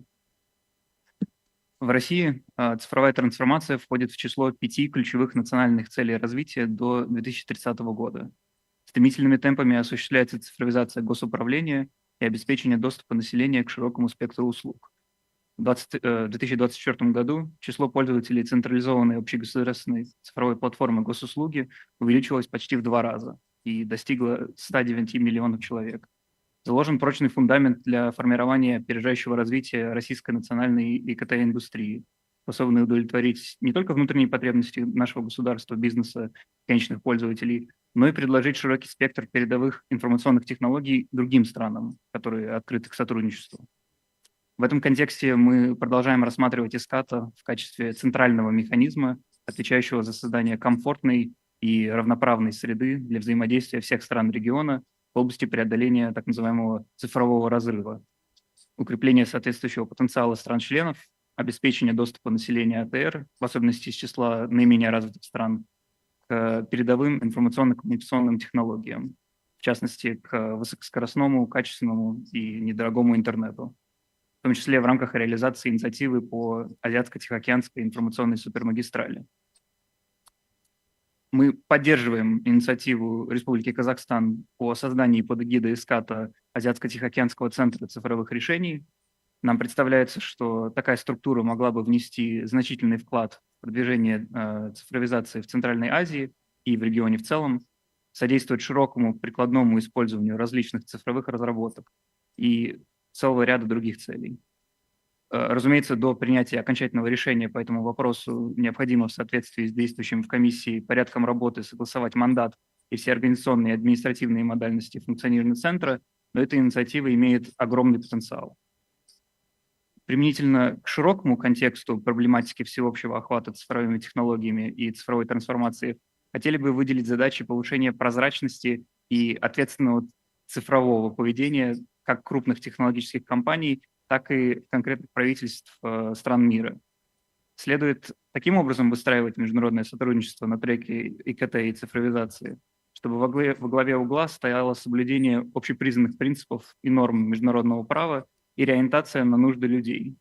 Мы поддерживаем привлечение всех заинтересованных негосударственных структур к этому сотрудничеству с учетом их соответствующей компетенции и роли при безусловном соблюдении действующей в ООН практики участия НПО во всех межгосударственных процессах. Отдельно необходимо подчеркнуть следующее, что обсуждая созидательный потенциал технологических инноваций и цифровизации в целом, нельзя обойти тот факт, что нынешние международные форматы деятельности на этом направлении таят в себе и определенные риски усиления технологической зависимости одних государств или группы государств от других и размывания их цифрового суверенитета. Доступ целых народов к основным информационным ресурсам оказывается порой в руках частного капитала, обслуживающего политические интересы стран исключительно своей юрисдикции. Мы считаем грубым нарушением принципа суверенного равенства государств применение странами коллективного Запада односторонних принудительных мер. В странах, ставших жертвами незаконных санкций, а их становится с каждым днем все больше, хорошо знают, что эти рестрикции бьют в первую очередь по наиболее уязвимым слоям населения. Они провоцируют кризисные явления на продовольственных и энергетических рынках. И любым вводимым в обход Совета Безопасности ООН принудительным мерам должен быть положен конец. В заключение, господин председатель. В России, как уже было отмечено, успешно реализуются многочисленные проекты в таких сферах, как цифровая экономика, цифровое здравоохранение, умные города, телекоммуникации и кибербезопасность. Мы готовы делиться своим обширным опытом и передовыми технологиями в области ИКТ. Мы открыты для расширения партнерств и для развития взаимовыгодного сотрудничества с другими странами в интересах продвижения инноваций и цифровой трансформации в нашем регионе. Спасибо за внимание. Thank you, Russia, for your statement. Next speaker will be Azerbaijan, followed by Tuvalu, and then Cambodia. Azerbaijan, you have the floor. Thank you, Chair.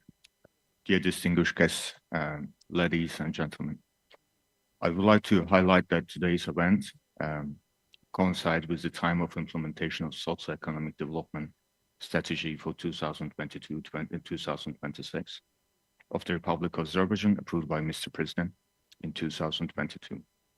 The strategy envisions the realization of 5 main national priorities currently and in forthcoming years, where economy-wise digital transformation is considered one of the priorities by the government of Azerbaijan. It can support economic diversification, efficiency and effectiveness of public service delivery, and inclusion for all. Digital transformation is strongly featured in development strategy across all pillars and priority areas. It highlights the emergence of the creative and innovative society, the involvement in innovative projects for extensive application of state-of-the-art technologies and innovations throughout the country, the establishment of advanced technology infrastructure, among others, as top priorities for socioeconomic development. Moving forward towards the vision of digital Azerbaijan, the government is looking to increase and enhance efficiency of the government administration, improve the service delivery to citizens, as well as extend the digital transformation to businesses. The government is also looking to diversify the economy with the digital services industry offering a viable alternative to traditional industries. Aligned with all elements, digital transformation is expected to contribute to building the digital economy in the country, where digital government platforms, digital businesses, digital infrastructure, financial services, digital skills, and trust ecosystem are to be considered as a major focus areas for development. In addition, knowledge and access to information as 2 key components which drive the development of society.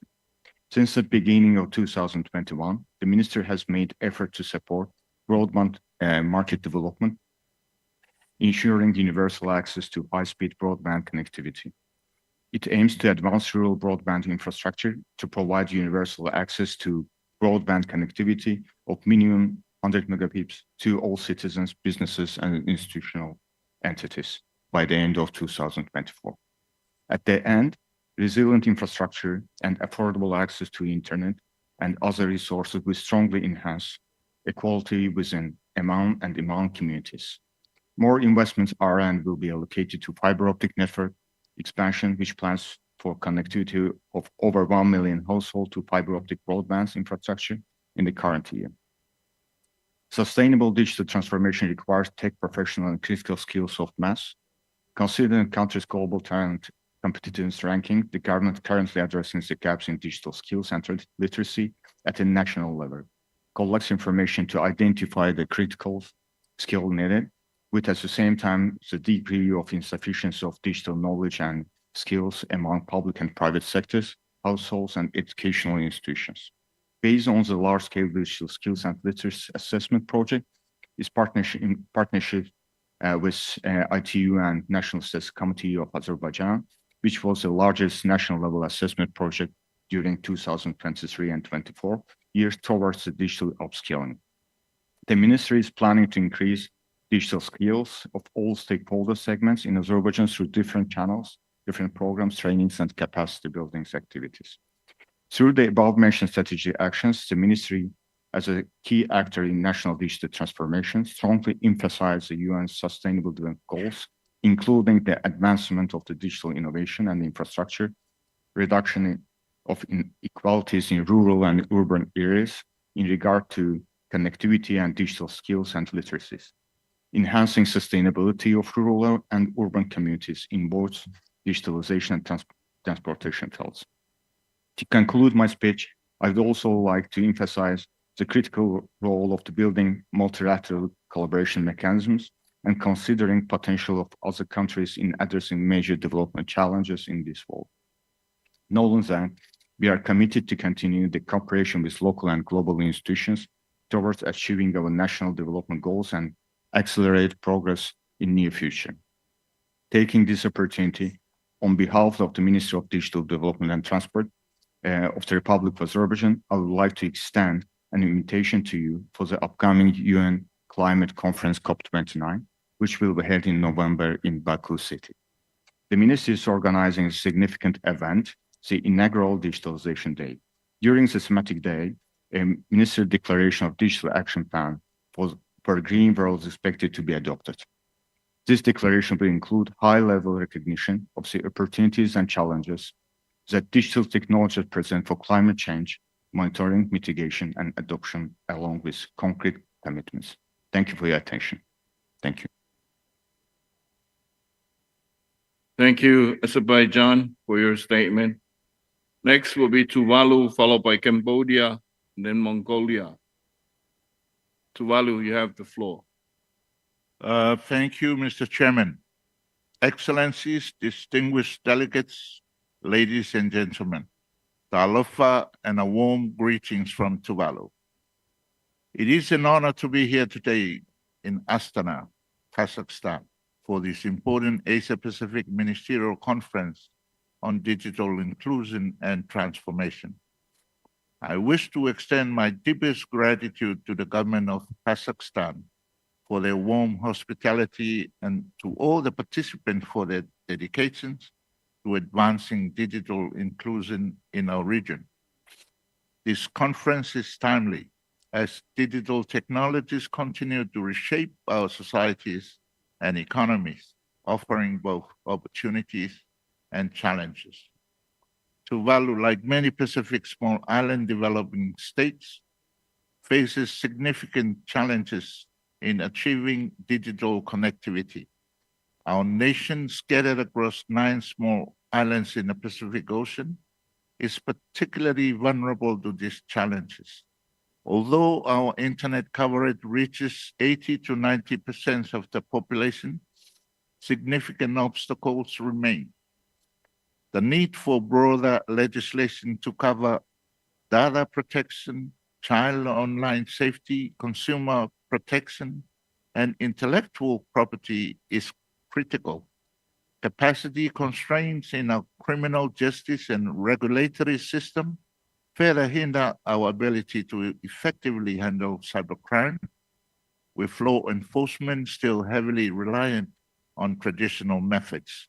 Furthermore, the high cost of internet services, which can be as much as 10% of the average citizen's monthly income, exacerbate the digital divide.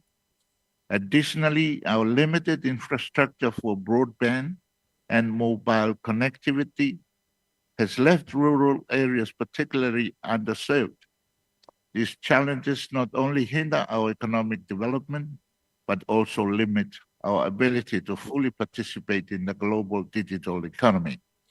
Despite these challenges, however, Tuvalu recognized the immense potential of digital technologies in promoting economic growth and addressing the existential threat of climate change.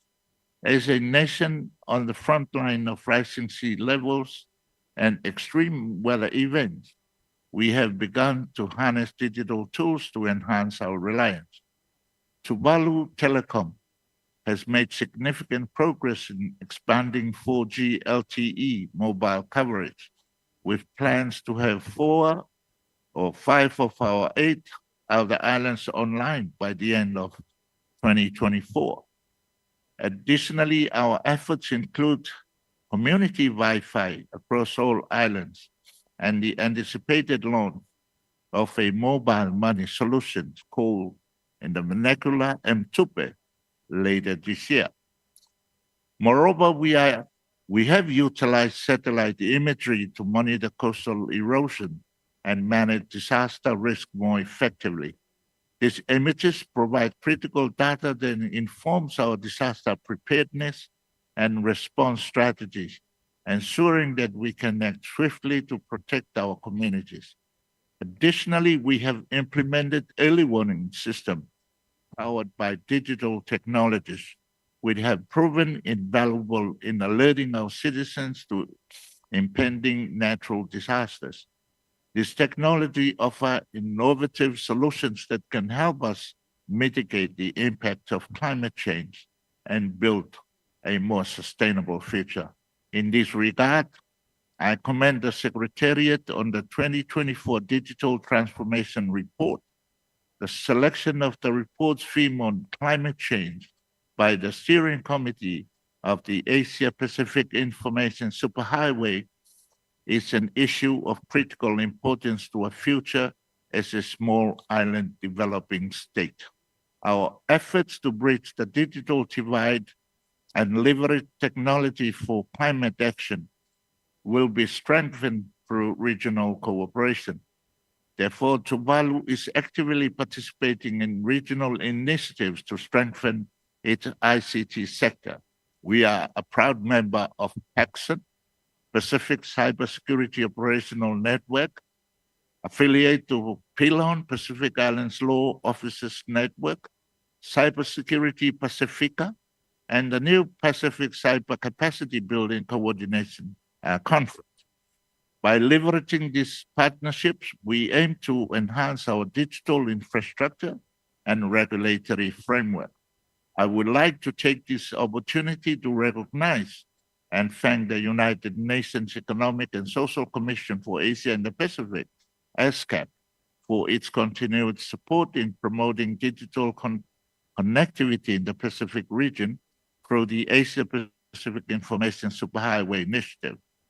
I request enhanced support, particularly in capacity building for ICT government officials on the opportunities that digital technology offer for climate actions. I also express our gratitude to the UN ESCAP Secretariat for supporting projects such as the Pacific Internet Exchange Point, which will be instrumental in improving the quality of internet access and reducing costs across our island. This initiative will ensure that even the most remote communities can benefit from the digital revolution. Tuvalu will be further We'll be studying further the possibility of joining the Internet Exchange Point initiative. And towards this end, we would highly appreciate further technical support and policy awareness raising from the ESCAP Secretariat. Moving forward, we must continue to strengthen our collaboration, not only within the Pacific, but across the Asia-Pacific region to achieve inclusive digital information that leaves no one behind. In closing, I reaffirm Tuvalu's commitment to advancing digital inclusion and utilizing technology as a force for good. We remain steadfast in our resolve to overcome the challenges that we face and to harness the opportunities that digital transformation presents. I am confident that through our collective efforts, we can create a more connected, resilient, and sustainable future for all. Thank you, Mr. Chair. Thank you, Tuvalu, for your statement. Next speaker will be Cambodia, followed by Mongolia, and then Fiji. Cambodia, you have the floor. Good morning again. Her Excellency Arminda Celsius Ali Jabana, Under Secretary General of the United Nations and Executive Secretary of the Economic and Social Commission for Asia and the Pacific. Her Excellency Saswan Mendiev, Minister of Digital Development, Innovation and Aerospace Industry of the Republic of Kazakhstan. Excellency, distinguished delegate, ladies and gentlemen. Good morning, Her Excellency, ladies and gentlemen. Today it is my great honor and privilege to be here with you to deliver my statement at the Asia Pacific Ministerial Conference on Digital Inclusion and Transformation. On behalf of the Ministry of Post and Telecommunication of Cambodia, I would like to express my sincere thanks to ESCAP and the government of the Republic of Kazakhstan for hosting this conference and for the invitation extended to Cambodia. Please allow me to brief about digital inclusion and transformation in Cambodia. The royal government of Cambodia has adopted political platform and Pentagonal Strategy Phase 1 of the 7th Legislature of the National Assembly, led by Samdech Moha Bowo Tupade Hunmanet, Prime Minister of the Kingdom of Cambodia. The Pentagonal Strategy is being implemented for Phase 1 in the 5 areas of growth, employment, equity, efficiency, sustainability, and including the 5 key priorities are people, road, water, electricity, and technology, especially digital technology to address the 4th industrial revolution and the digital transformation of Cambodia economy. In respecting and implementing the Pentagonal Strategy, the Ministry of Post and Telecommunication, under leadership of His Excellency Dr. Chiawan Det, Minister of the Ministry of Post and Telecommunication, who is hard working for establishing development and managing in promoting digital adoption and transformation. In the result of the ministry have established policy, law, and roadmap are as follows. Digital Economic and Society Policy Framework 2021-2020, 2035, jointly to establish with the Ministry of Economic and Finance. Cambodia Digital Government Policy 2022-2035. Postal Development Policy 2022-2030. Digital Skill Development Roadmap 2024-2035. 5th Generation Roadmap. Contract for establishing Community Tech Center. On the amendment of Law on Telecommunication, Law on Postal Development, on the drafting, Law on Digital Government, Law on Cybersecurity, Law on Personal Data Protection. Recently, the ministry have developed a platform as follows: verify.gov.kh. This platform allows to verify every document in Cambodia so that Cambodia people can easily remember and verify and so on internationally. 2. Go.gov.kh, is the government point of trust repository for public document. 3. Form.gov.kh is the instant customizable form for zero code or codes to safely collect, classify, and sensitive data. 4. Normsa.gov.kh. Normsa serves as a comprehensive mass messaging tool designed for the Cambodian government. This tool facilitates seamless message management and tracking, eliminating the need for users to take call between Outlook and short message service portal. 5. QO.gov.kh, developed for streamlined information sharing. It provides a swift, cost-effective, and reliable alternative to traditional methods like printing on name card, avoiding mutual effort and ensuring efficiency. 6. Sarika platform is a formal Telegram bot for Khmer language support. Sarika deeply convert text to speech, transcribe speech to text, and read document aloud. 7. Call app. Call app has many functions, including chat and call and video call using international standard data and call. Her Excellency, ladies and gentlemen, today in Cambodia have population 17 million people and having 4 mobile phone company with 21.3 million subscribers, I mean SIM inactive. 5 fixed phone operator with 35,000 subscribers. Mobile internet subscription are nearly 20 million. Fixed internet subscription 700,000. Facebook account, you have 14 million subscription. Last but not least, may I wish the conference fruitful and successful. Thank you for your kind attention. Thank you, Cambodia. Next speaker will be Mongolia, followed by Fiji, and then lastly, Iran. Mongolia, you have the floor. Thank you, Chair. Honorable Ministers, Excellencies, I would like to express my sincere gratitude to the United Nations Economic and Social Commission for Asia and Pacific, as well as the government of the Republic of Kazakhstan, for organizing this conference, creating a platform for us to discuss a very crucial topic of digitalization and innovations for SDG fulfillment. We live in a digital age which has become an integral part of our daily lives, where digital technologies and artificial intelligence are closely linked to our work and productivity.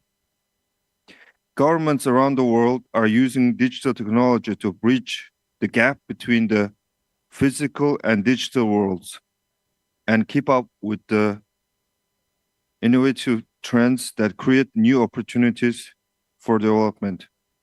It has been 9 years since UN member states made a commitment to leave no one behind within the Sustainable Development Goals 2030. Since that time, Mongolia has been working to align its national policies to SDG goals and adopted its long-term development policy, Vision 2050, in 2020. My country has been striving to become a digital nation with digital inclusive society, where human rights are assured and with a better quality of life. In pursuit of this goal, we have placed particular emphasis on intensifying e-development, establishing the necessary urban infrastructure, enhancing internet accessibility, and creating a favorable legal environment for advancing digital transition. Today in Mongolia, more than 4 million people use smartphones and 4.2 million are connected to the internet. In terms of infrastructure, a total of 21 provinces and 325 villages have been connected to the fiber optic cables. Also, Starlink services was launched officially in Mongolia in the last March, which was enabling high-speed internet in more than 70% of the territory. The development of the e-Mongolia digital platform for public services stands as a tangible outcome of the digital transition, providing support to the entrepreneurs and citizens. Today, over 80% of the country's adult population is getting public services through this public platform, online platform. Excellencies, digital transformation is a vital part of our lives, and the government of Mongolia prioritized the intensification of digital transformation in the healthcare sector in 2024, enabling 346 hospitals to exchange information with each other, and 7 healthcare services has been transferred to electronic format. Another achievement of the government of Mongolia is the very first integrated transparency platform named GLASS to build smart, digital, and open governance without bureaucracy and free of corruption. The platform enabled information on capital expenditure, performance, and funded projects, special funds of the government. Digital literacy serves as a gateway to digital inclusive society. In Mongolia, more than 30% of the population consists of young people aged 15 to 34, and international researchers acknowledge that our youth receive a relatively good education that aligns with international standards. The NICEF research indicates that the education and knowledge of our country's youth in digital development and technology have significantly improved, with more than half of them processing digital information technology knowledge. We are proud that the Mongolian government efforts, the achievements towards building a digital society have been praised globally. We have moved up to 18 positions on the UN e-Government Development Index, received honorable mention from the Open Government Partnership, and finally a prestigious Global Government Excellence Award from the World E-Government Summit. Distinguished delegates, using this privilege, I would like to inform that the Parliament of Mongolia approved in June 2024 the very first law on the IT industry promotion to improve the international competitiveness of the national IT industry, to increase the benefits of the IT industry to the economic, as well as to increase the number of new jobs in the labor market and to develop innovation in broad. Taking this opportunity, I would like to express our readiness to cooperate with all of you towards creating an environment where technology advances and innovation are used in a best proper way to fulfill SDG goals and leave no one behind. Thank you. Thank you, Mongolia. Next speaker will be Fiji, followed by Iran. Fiji, you have the floor. My Lord Chair, Excellencies, invited guests, ladies and gentlemen, Bulabinak and greetings to you all. On behalf of my government, it is my great honor to contribute to this esteemed gathering of the Asia-Pacific Ministerial Conference on Digital Inclusion and Transformation. I extend my deepest gratitude to the government of Kazakhstan for hosting this important event and to ESCAP for its continued leadership in fostering digital development across our region. The progress we discuss here today will shape the future of our nations and our collective ability to achieve our sustainable development goals as we draw closer to 2030. As part of our digital transformation efforts, the Fijian government has made significant strides in advancing digital connectivity and transformation. Over the past decades, our government has implemented a robust national broadband plan, which has led to substantial increases in broadband penetration and mobile internet access across the country.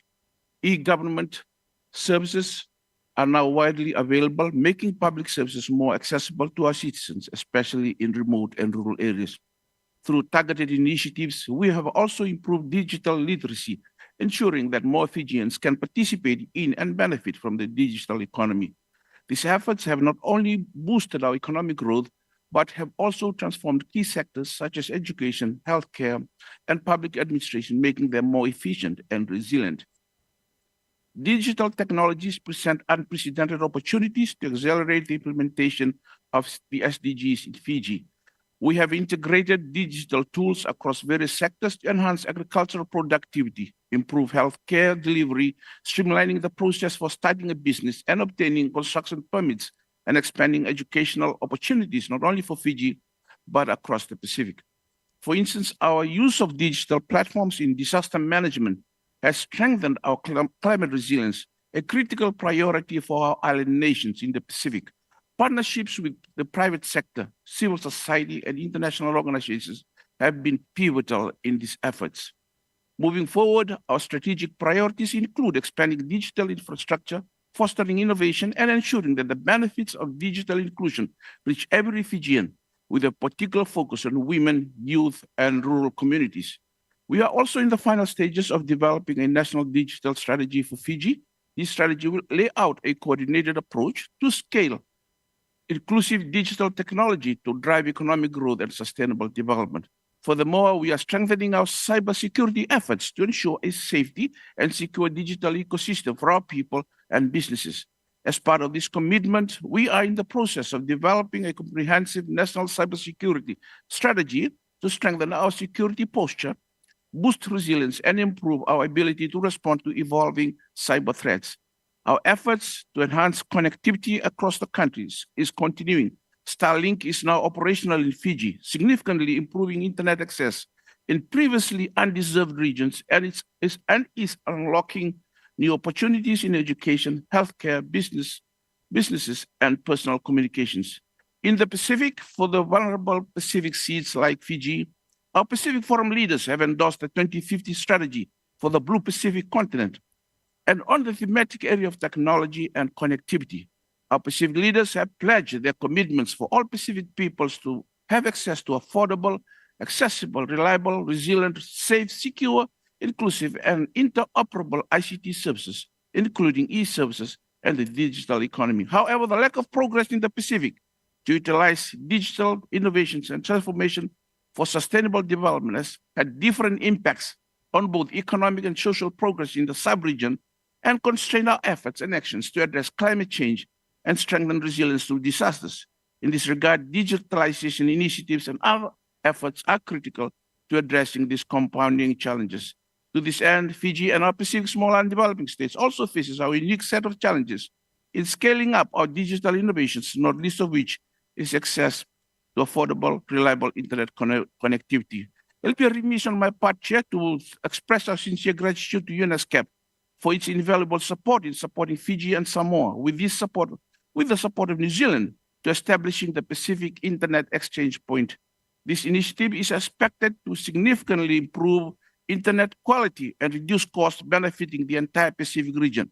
We request the continued support of the ESCAP Secretariat to ensure the sustainability on funding and the expansion of this critical project. Further collaboration in digital transformation will be crucial as we navigate the challenges and opportunities ahead to ensure that no one is left behind.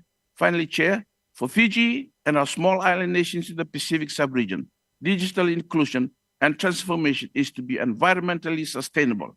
And we therefore duly acknowledge that regional cooperation is relevant, sharing of learnings and experiences are fundamental, as climate-induced and other natural disasters are not bound by national borders. And thank you very much. Thank you, Fiji, for your statement. And finally, last speaker for today, the Islamic Republic of Iran. You have the floor. Thank you. Honorable Chair, Excellencies, ladies and gentlemen, I would like to begin by expressing my deep gratitude to the government of Kazakhstan for hosting this event and providing us with this invaluable platform to discuss our shared digital future. As we gather here today to discuss the policies needed to build an inclusive and sustainable digital future, we believe there are three crucial perspectives that must guide our efforts. First, we need a multilateral approach that ensures the engagement of all states within ESCAP to effectively address the monopolies held by digital entities, including cross-border platforms, global search engines, and the current management of assigned names and numbers. This approach should be both inclusive and respectful of national policies and priorities.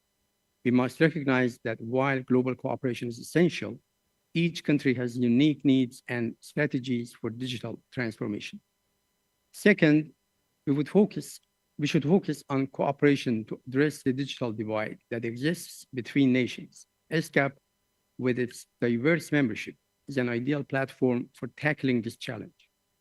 We need to avoid policies that exacerbate the digital divide, such as unilateral coercive measures and export control mechanisms that limit nations' access to advanced technologies. In this context, tech decoupling should be viewed as a significant obstacle to digital inclusion and must be avoided. Instead, we should foster policies that promote equitable access to technology and support the digital advancement of all member states. Third, creating an inclusive digital future requires a transparent and secure cyberspace. To achieve this, international cooperation should aim at combating cybercrimes and preventing the weaponization of cyberspace. A safe, secure, and stable digital environment is essential for fostering trust and collaboration across borders. By working together to develop common standards and practices, we can build a cyberspace that supports sustainable development and protects the rights of all users. These perspectives can be applied across all fields and aspects of cyberspace, including the rapidly evolving domain of artificial intelligence. Data monopolies, particularly in AI, have the potential to widen the digital divide significantly. To counter this, we must be guided by a shared understanding of international rules and national regulations. This shared understanding requires respect for the specific approaches and priorities of individual states. We must view data as a common asset, working together on risk assessment and the safety of AI products to ensure that the benefits are shared broadly rather than concentrated among a few. Dear colleagues, we believe that the future of cyberspace must include all nations without discrimination. To dismantle the monopolies enjoyed by giant tech companies, ESCAP must take a proactive role in shaping the future digital landscape. We need to focus on fostering innovative digital solutions and building capacity across our member states. For our efforts to have a meaningful impact, digital partnership is essential for the sustainable development of the digital economy. We must strive for a common understanding of each other's regulatory frameworks to facilitate international digital collaboration, which is the foundation of prosperity and well-being in today's interconnected world. I thank you for your attention.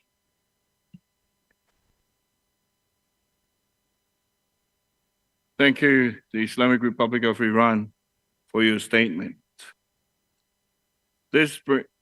Excellencies, distinguished delegates, this brings us to the end of the proceedings for agenda item 2.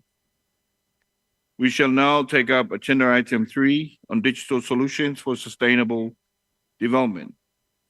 The document pertaining to this agenda item is ESCAP/MCDIT/3. To introduce this agenda item, I would now like to invite Ms. Tiziana Bonabase, Director of Information and Communication Technology and Disaster Risk Reduction Division of ESCAP, to introduce the document. Ms. Bonabase, floor is yours. Thank you very much, Chair, for giving me the floor, and it is my pleasure to introduce the document entitled Digital Solutions for Sustainable Development in Asia and the Pacific, ESCAP/MCDIT/3. So, Excellencies, this document highlights experiences and good practices in adopting digital solutions for sustainable development in the region. Digital technologies, as we have heard throughout the morning discussion, have emerged as drivers of transformational change by enhancing social, economic, and environmental outcomes. But there are also barriers to scaling up digital solutions for sustainable development.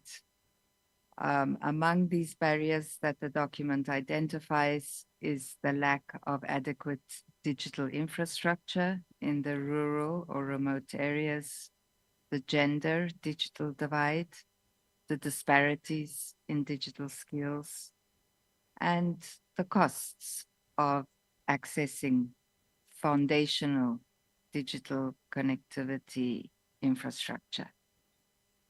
So while recognizing the barriers, the document also highlights the notable progress that Asia Pacific countries are making in leveraging and utilizing digital solutions. And there are a series of policy recommendations that are made in the document to further promote the use and scaling up of digital solutions. Excuse me.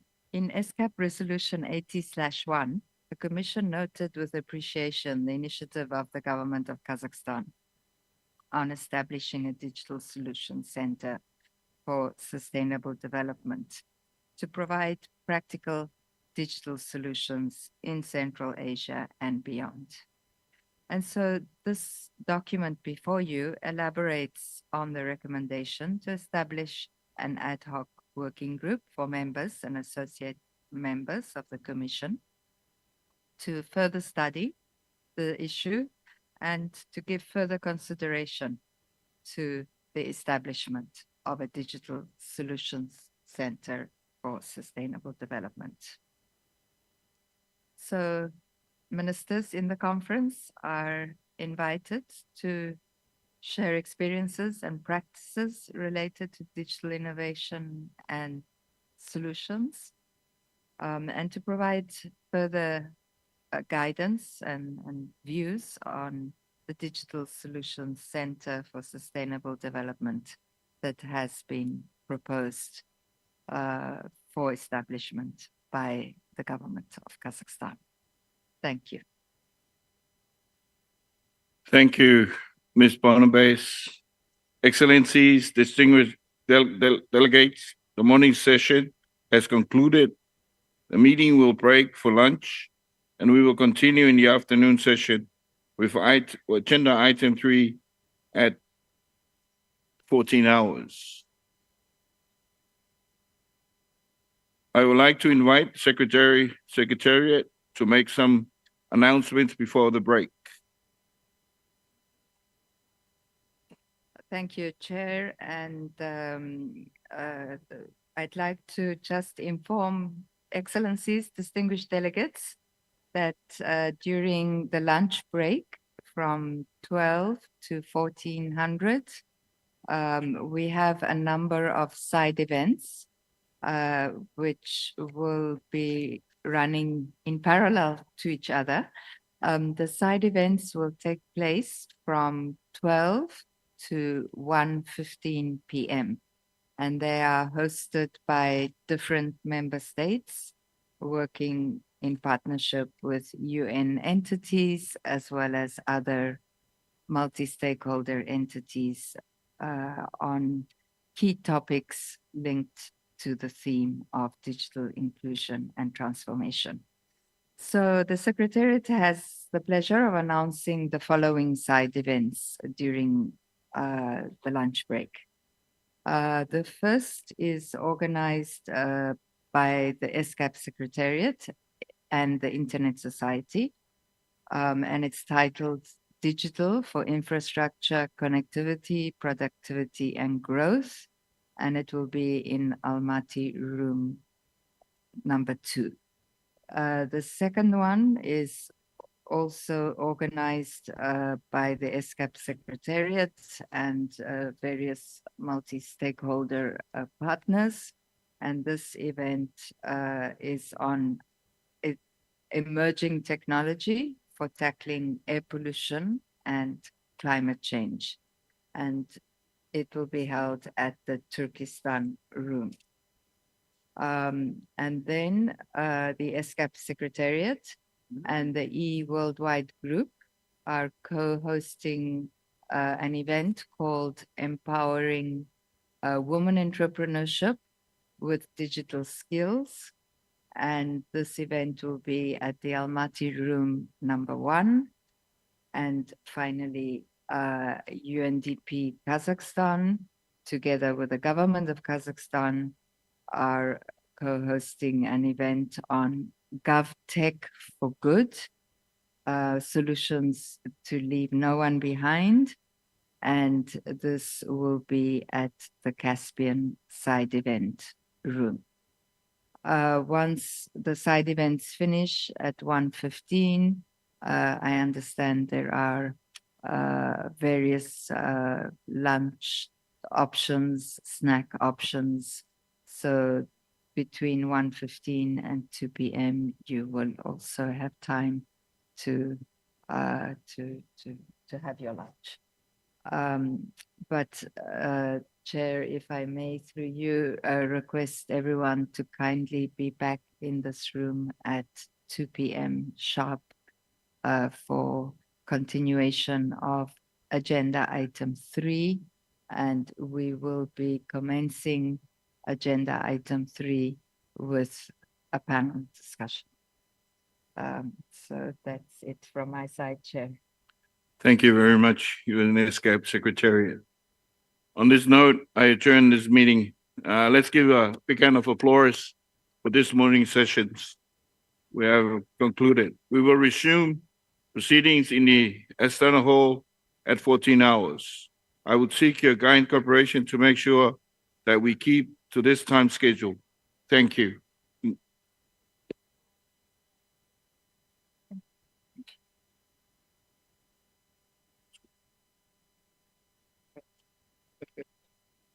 Your support. So It's very, very efficient. The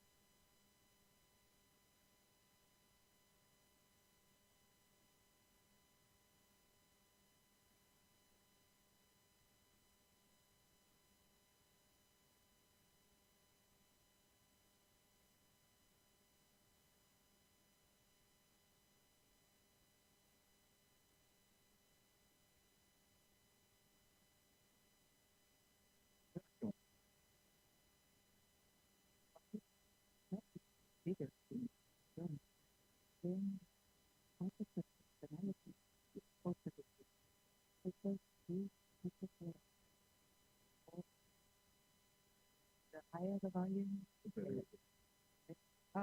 faster it moves. It's like the opposite of a Ferrari, right? It's the volume is important, and so we're really hoping that we make good progress, and the step will continue. do you have any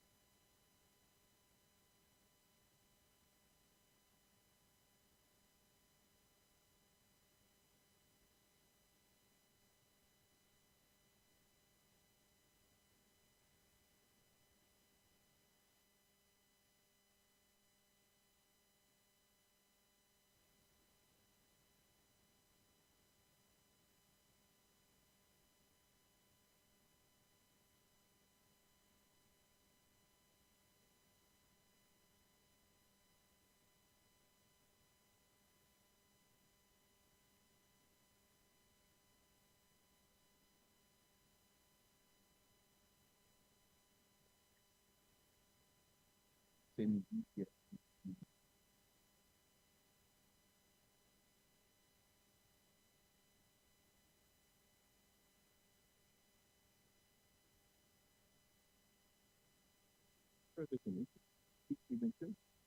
mentioned this in 2022 at Korea when we met the ESCAP in Korea. We said that we need to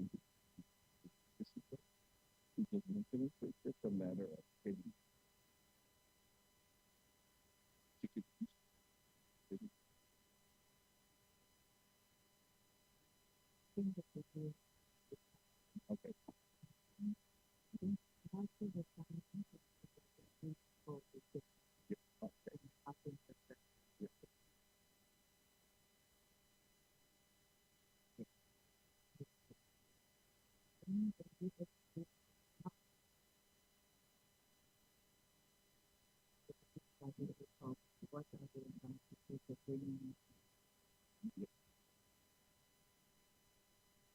okay.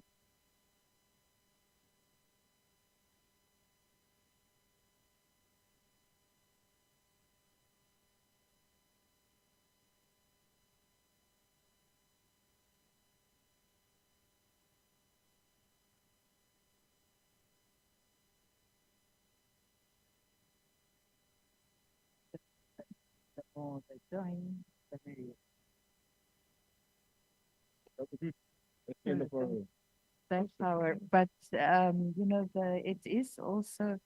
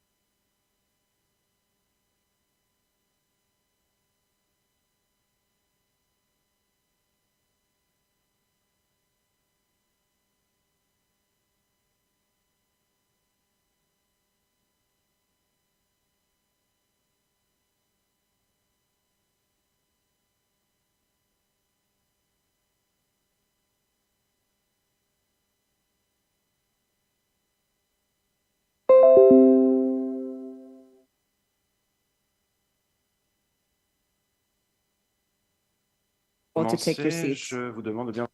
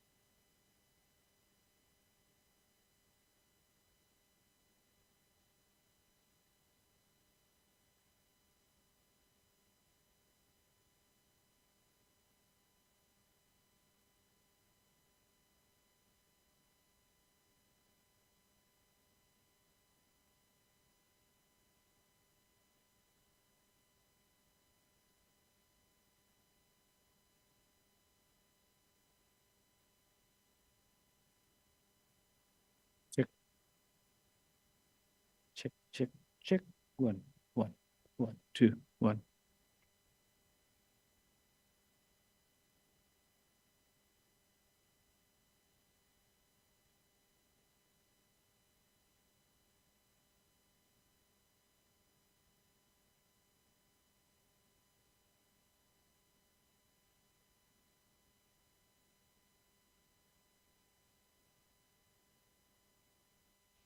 Check, check, check. 1, 1, 1, 2. Check, check, check, check, check, check. 1, 2. Check, check.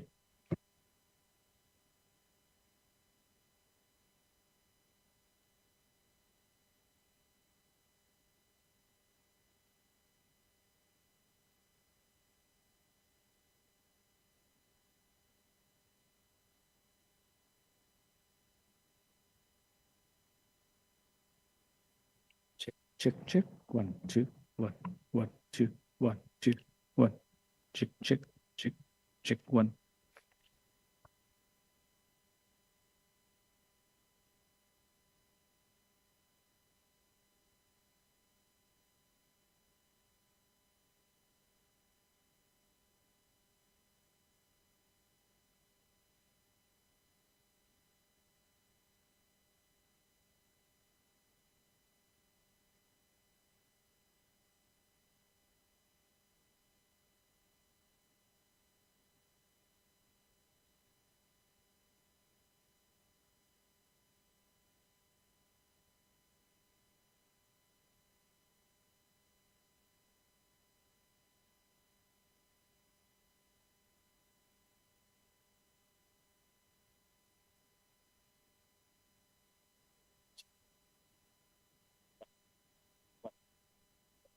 Check, check. 1, 2.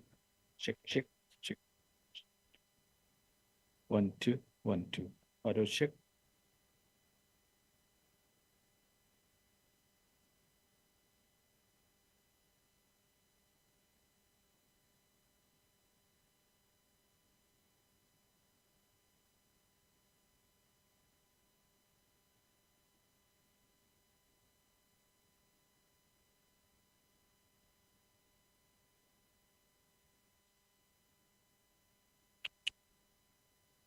Check, check. 1, 2, 1, 2, 1, 2, 1, 2.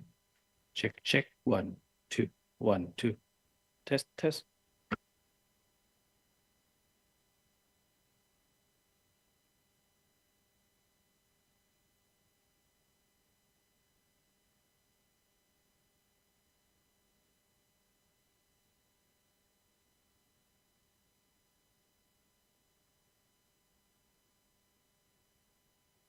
Check, check. 1, 2, 1, 2, 1, 2. Check, check. Test, test. 1, 2, 1, 2. Test, test, test, test.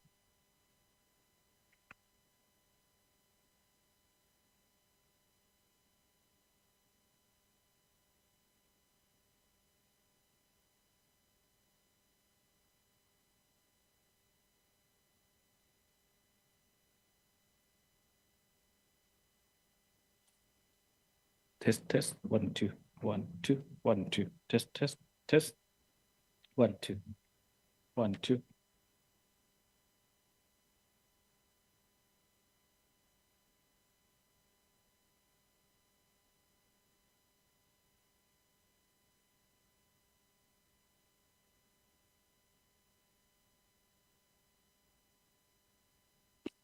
Test, 1, 2, 1, 2, 1, 2. Test, test, test, test. 1, 2.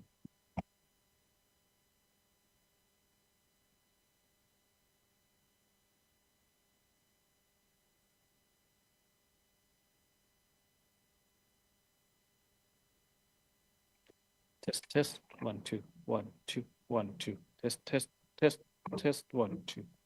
Test, test.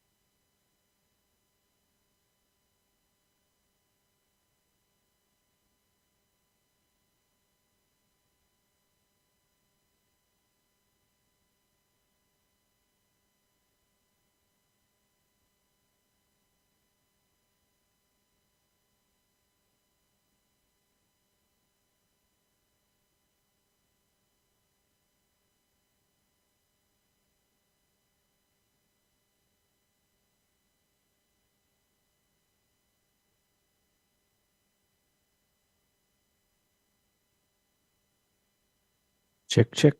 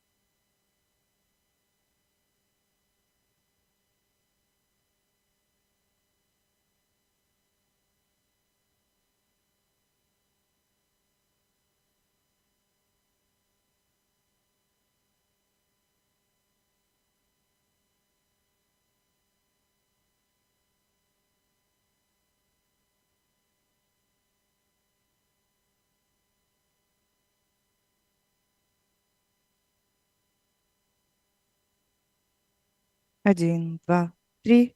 Раз, два. Один, два, три. Один, два. Раз, два.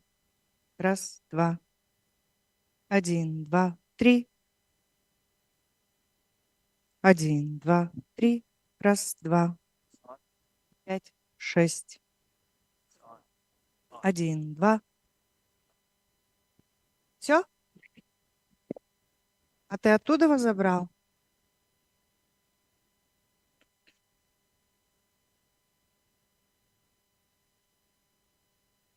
Да, должен быть. Ща, минуту жди.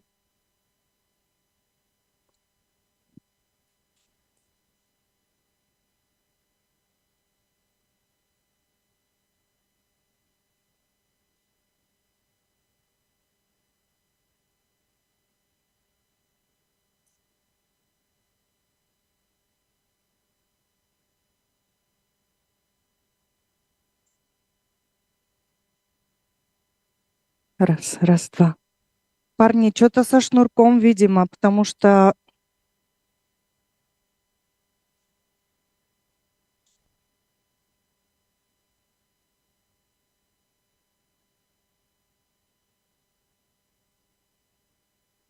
вот я на выходе со стэчбокса слушаю, сигнал есть.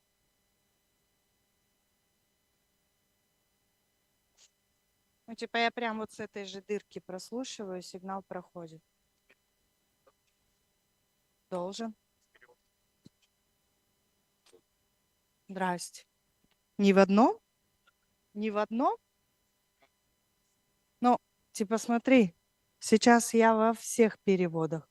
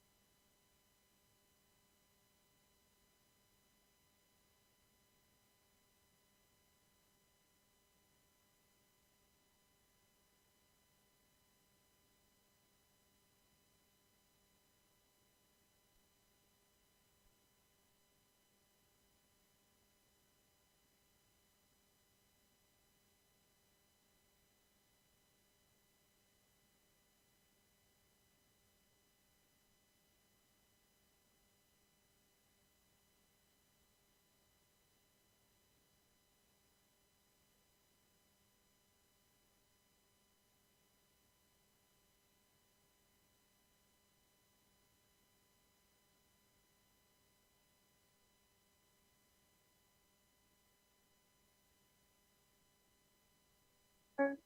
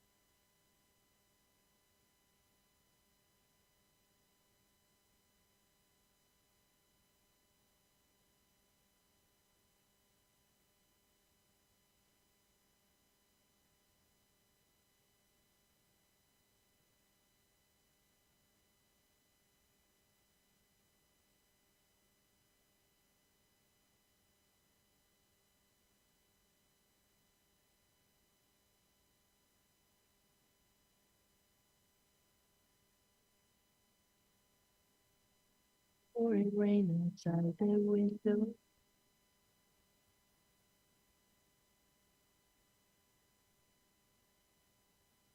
The rhythm as it falls upon the ground.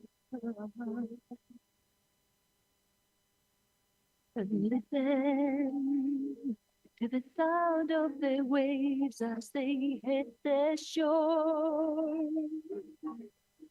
Oh, listen to the harmonies and melodies inside. Beat up your heart. The beat of the night.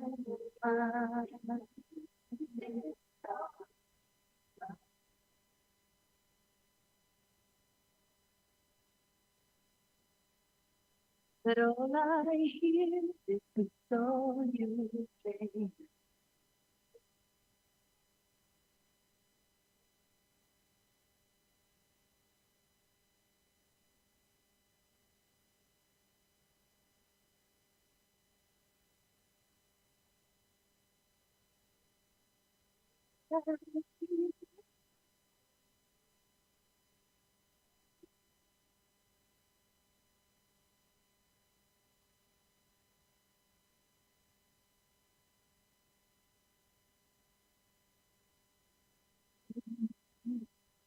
The weight of the snow that falls upon that mountain.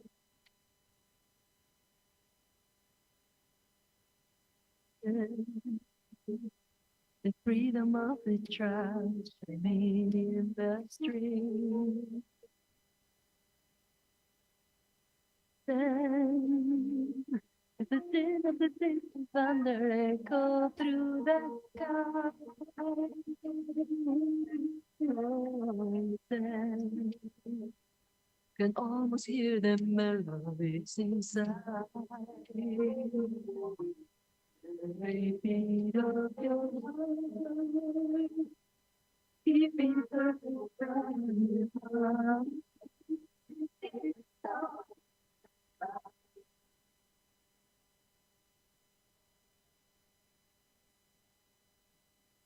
And I feel it's so safe.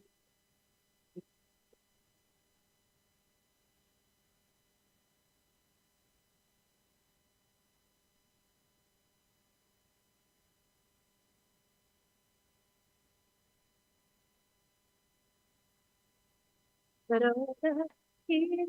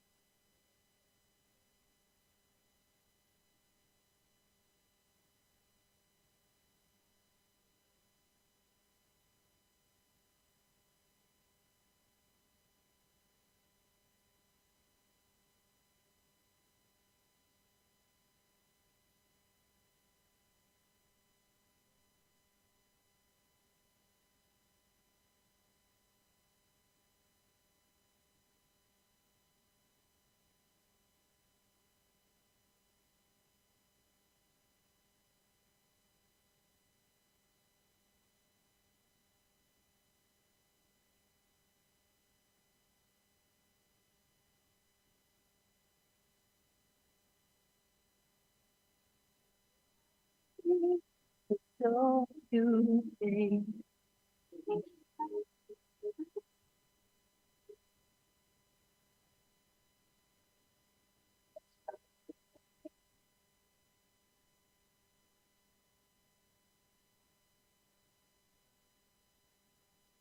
But all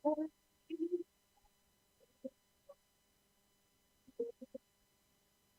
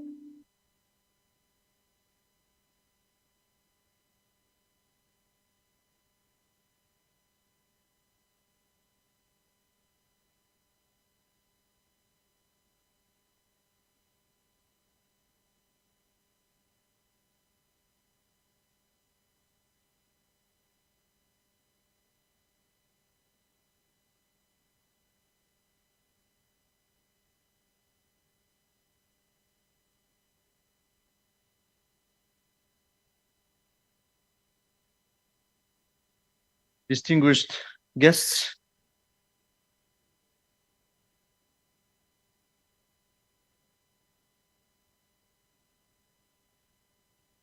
Sure.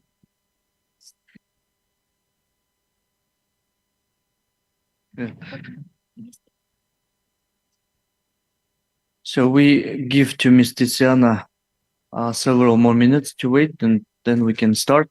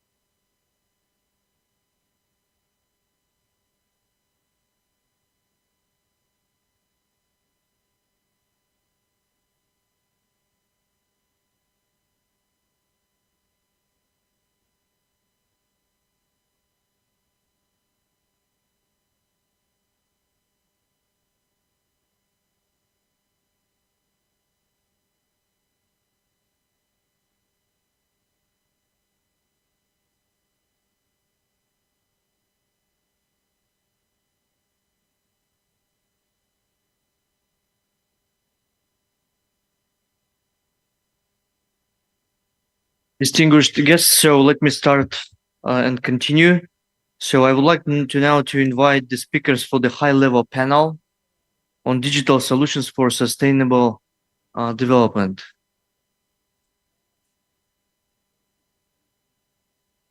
Please, the delegates who are present here, join the panel. In the meantime, let me start with Micronesia, His Excellency Mr. Carlson Apis, Secretary of the Department of Transportation, Communication and Infrastructure, Federated States of Micronesia. Thank you. Honorable Chair, distinguished panelists, esteemed colleagues, ladies and gentlemen, thank you for inviting me to join this panel and giving me the opportunity to share Micronesia's experience. As we gather to explore the transformative power of digitalization, I am reminded of the profound opportunities that lie ahead for our small island nation. A nation spread across the vast expanse of the Western Pacific, consisting of 607 islands and covering over 3 million square kilometers. Despite our geographical dispersion and a population of just over 100,000, we stand united in our vision to harness the power of digital technology to improve the lives of our people and to connect them more closely with each other and the world. For the FSM, digital connectivity is not merely a convenience, it is a lifeline. It is the key to unlocking the doors to quality education through teleeducation, enhancing healthcare through telemedicine, and empowering our economy through e-commerce and other digital services. But our vision extends even further. Through digital transformation, we aim to bridge the gap between our remote communities and our diaspora, those who have ventured beyond our shores, yet remain deeply connected to their roots. Digital connectivity offers them a way to contribute, to share their knowledge and skills, and perhaps to return home to help build a brighter future for our nation. In pursuit of this vision, we have launched several ambitious initiatives. Earlier this year, we established a digital FSM office within our Department of Transportation, Communications, and Infrastructure. This office is tasked with leading our digitalization efforts, ensuring that technology becomes an integral part of our journey toward achieving the Sustainable Development Goals. Yet, as we all know, progress does not come without challenges. As a small island developing state with limited resources, we face significant hurdles in building and maintaining the necessary digital infrastructure, safeguarding our cyberspace, and developing the digital skills of our people. These challenges are real, but they are not insurmountable.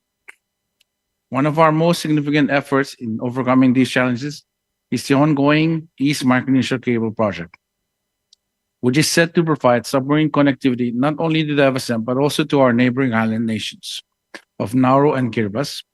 This project, generously funded by Australia, Japan, and the USA, is a testament to the power of international cooperation.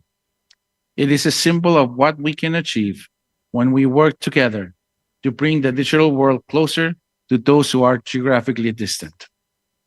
Additionally, we are excited to be working with Google to explore opportunities to spur connect to their global cable network. This collaboration, supported by both Japan and the USA, will further strengthen our digital infrastructure, ensuring that the FSM is not left behind in the digital age. The FSM deeply values the partnerships we have formed with global institutions like the World Bank, ITU, APT, and development agencies from countries like Australia, China, Japan, and the USA. These collaborations have been instrumental in advancing our digital transformation efforts, providing us with the funding, technology, and expertise needed to turn our vision into reality. As we move forward, we must continue to nurture these partnerships. We must strive for not only financial and technical support, but also policy alignment and the sharing of knowledge. By building a coherent, sustainable program of digital initiatives, we can assure that every citizen of the FSM benefits from the digital revolution. In closing, let me emphasize that while the FSM may be small in size, we are vast in ambition. We are committed to embracing digital transformation as a pathway to a sustainable, resilient, and prosperous future. With the unwavering support of our global partners, I'm confident that we can overcome the challenge before us and create a connected world where no one is left behind. Thank you for your attention.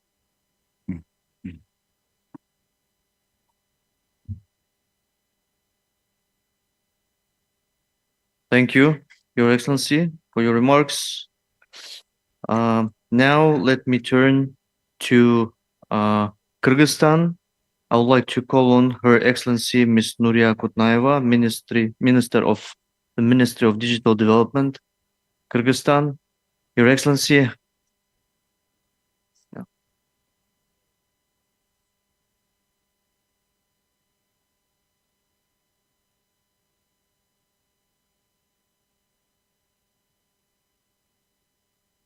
Your Excellency, Kyrgyzstan has a number of innovative digital solutions under implementation. So could you highlight the most promising ones for accelerated implementation of the Sustainable Development Goals? Dear colleagues and participants of today's event, it is a great honor for me to welcome you to the Asia-Pacific Forum.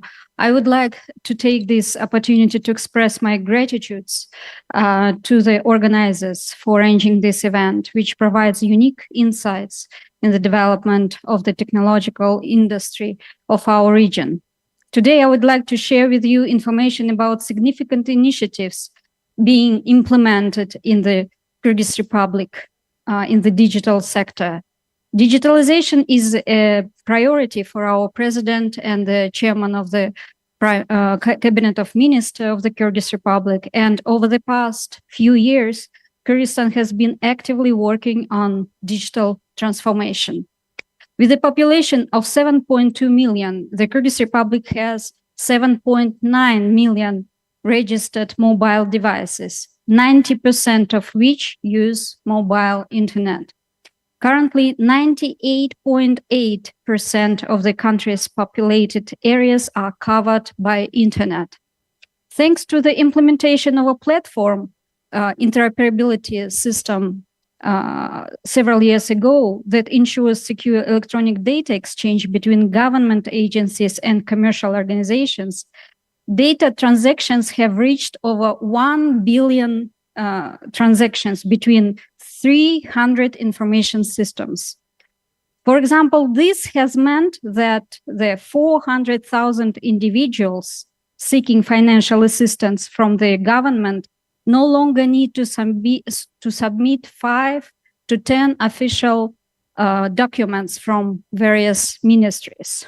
All necessary documents are securely and free of charge gathered through the interoperable Tunduk system, which is data exchange system. Here is another example. Previously, about 7% of newborns in Kyrgyzstan didn't receive a birth certificate within their first year. This led to these children becoming invisible to the state and missing out on guaranteed government services such as birth benefits, medical services, and enrollment in preschool and later school.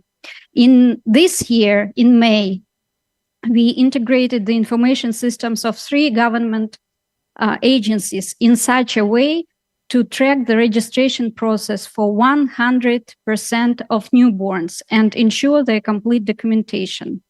Information from the hospitals, Ministry of Health, now immediately reaches the Department of Population Registration at the Ministry of Digital Development. If parents do not apply for a birth certificate within 60 days, social workers, Ministry of Labor, proactively receive a notification to visit the family and remind them of the need to obtain this documentation for the newborn. This joint project of 3 government agencies has already yielded results. From May to August 2024, about 1,200 children whose parents hadn't yet obtained documents, 600 have already received birth certificates, so it's about 50%. Efforts are ongoing to address the remaining cases with the help of social workers. The state is aware of which citizens have not received their documents and provides targeted assistance, while also addressing other issues related to undocumented parents and other children in the family. In the education sector, Kyrgyzstan is in the process of procuring 24,000 notebooks, laptops for all STEM teachers, mathematics, physics, chemistry, geography, computer science, enabling all teachers to use digital education materials. We plan to launch an online school for children who are receiving home education, including for children with disabilities and migrants, as well as digital platform for online learning. This will be quite a separate school. Several major projects aimed at girls and women in STEM fields, as well as specialization in information technologies and engineering, have led to an increase in the number of girls enrolling in engineering universities in 2023, in 2024, and hopefully other years to come. In the economy, thanks to the digitalization of tax procedures and the implementation of about 30 information systems only in the tax service, tax collection has increased threefold from 79 billion soms in 2020 to 205 billion soms in 2024. A digital platform for tracking goods and controlling smuggling has also been introduced. These measures have significantly brought businesses out of the shadows, increased tax collection, and replenished the budget. They have also allowed for wage increases for employees of budgetary organizations and significant investments in building schools, hospitals, and factories. In 2024, I think 1 week ago, we opened the president opened 100 social facilities and launched 100 factories. As of August 27, 2024, a system of online-only registration of legal entities has been launched. Registration in paper form is no longer possible.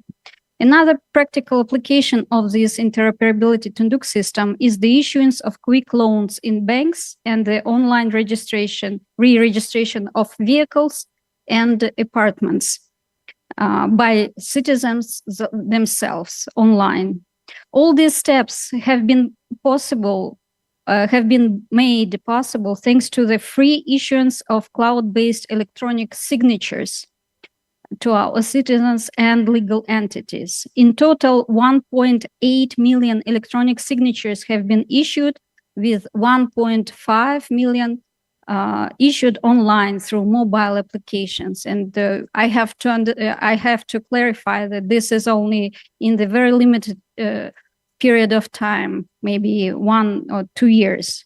This means that our citizens, including those abroad, can obtain an electronic signature and access online government services.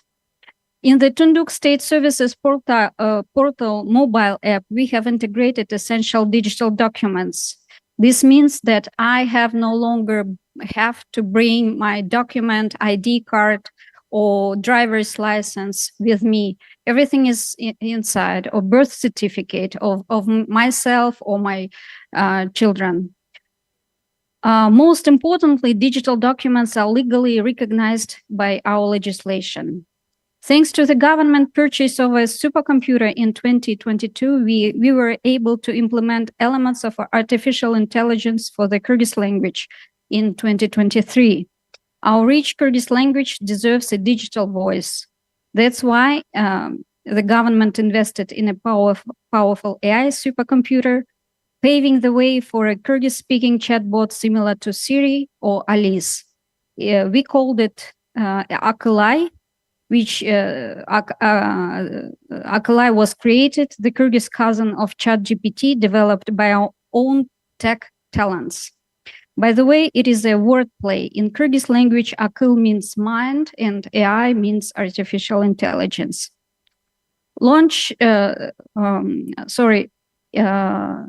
To harmonize, the last but not least, to harmonize and systematize legislation in the field of digitalization. Kyrgyzstan is currently developing the digital code of the Kyrgyz Republic, and soon we are going to approve it, hopefully in our parliament.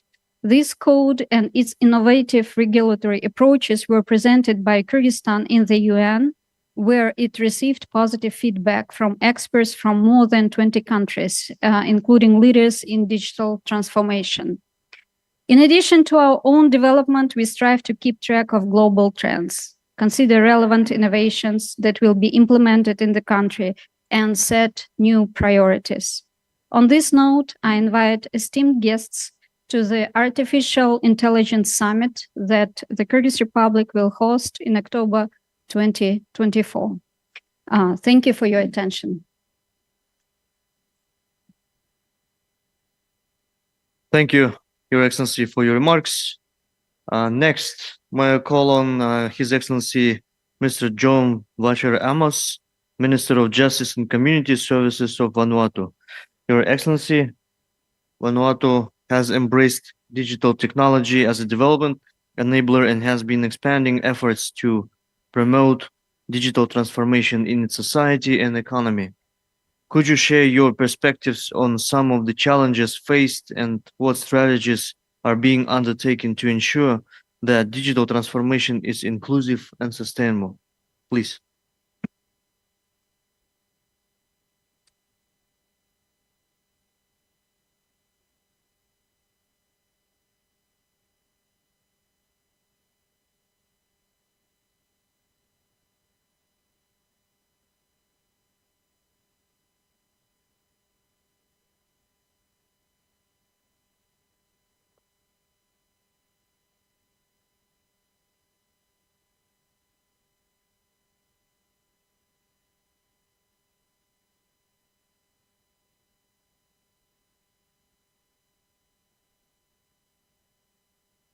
Thank you, Chair. Good afternoon. Honorable Excellencies, distinguished guests, and participants. As they set out, I wish to express my gratitude to the government and the people of Kazakhstan for the gracious hospitality extended to my delegation, and to ESCAP Secretary for the organizing this important meeting. Vanuatu, like everyone know, like other small island developing nation or state in the Pacific, face unique challenges in achieving sustainable development, are vulnerable to climate change, remote location, and limited resources, necessity innovation and effectiveness solution. Digital technology offers a promising avenue to address these challenges and build a resilient and prosperous future. The Vanuatu government recognizes the immense potential and is therefore committed to leveraging digital solutions to drive sustainable development and enhance the well-being of our people. The government of Vanuatu has dedicated its effort to expanding broadband internet access to rural areas and remote communities. This includes investing in resilient telecommunication infrastructure that can be withstand natural disaster, promote through public-private partnership. Through collaboration effort between the government and mobile network operators, we have successfully completed the government Universal Access Program, learning valuable lessons along the way. Vanuatu government, with support of stakeholders, is already working on establishing an infrastructure sharing regime and promoting digital literacy. The aim to bridge the digital divide, accelerate infrastructure development, and empowering our community with the tool they need to thrive the digital ages. Additionally, the government, through the Office of Telecom Regulator, has recently issued a telecommunication license to Starlink Vanuatu, which we see as a significant boost to broadband connectivity in our country. Enhancing efficiency and transparency in government services through digitalization, it's integral to promoting good governance and accountability. We are committed to implement an e-government initiative that streamline public services, include a platform. We aim to build a more transparent and responsive government while also promoting citizen partnership and accountability. Our national ID system, managed by the Department of Civil Registry and Identity Management, has enabled the government to issue the national ID to all citizens of Vanuatu, of which we see recently used for voting during the national referendum. Digital solutions play a crucial role in improving access to quality education and healthcare. We are investing in a e-learning platform and telecommunication initiative to reach remote areas, ensuring that every individual has the opportunity to learn and receive medical care, regardless of geographical barriers. By encouraging innovation and entrepreneurship, we aim to create new jobs opportunity and drive economic diversification on our focus on digital agriculture, tourism, and e-commerce will help build a resilient and inclusive economy. As a nation vulnerable to the impact of climate change, we are harnessing digital technologies to enhance our climate resilience. Through the use of data analysis and warning system and sustainable resource management, we are better equipped, mitigate and adapt to the effect of climate change, ensuring a sustainable future for generations to come. Vanuatu seeks to strengthen partnership and cooperation with regional and international organizations, development partners, and our regional neighbors to achieve our digital development goals. We acknowledge the support and assistance from our development partners in mobilizing resources, sharing expert knowledge, and building capacity, including knowledge and skill transfer. This support facilitates the adoption of affordable and appropriate digital solutions, including infrastructure development and the collaborative creation of sound digital policy and regulations. With the upcoming enactment of the data bill protection, we also participate deeper collaboration with the private sectors. This will be a crucial in ensuring that the benefits of digital transformation are realized across all sectors of society, with a strong emphasis on safeguarding personal data, promoting the responsibility of technology. Vanuatu vision for sustainable development is deeply intertwined with our commitment to digital transformation. By embracing digital solutions, we are not only addressing our current challenges, but also paving the way for brighter, for sustainable, for future. Together, we will harness the power of technology to create resilient, inclusive, and prosperous Vanuatu. Thank you too much. Thank you, Your Excellency, for your remarks. Now may I call on His Excellency Mr. Kanush Tuluushin, the First Vice Minister of Digital Development, Innovations and Aerospace Industry of the Republic of Kazakhstan. So, Your Excellency, Kazakhstan's high position in the UN's e-government index highlights Kazakhstan's major progress especially in e-government. Could you please share more details about the digital solutions that have made this success possible? Please. Thank you, dear Minister, Excellencies, distinguished guests, delegates, ladies and gentlemen. Yes, indeed, Kazakhstan has been recognized by United Nations rankings as one of the leaders in terms of digital transformation, and with a strong commitment driving innovation to achieve the Sustainable Development Goals.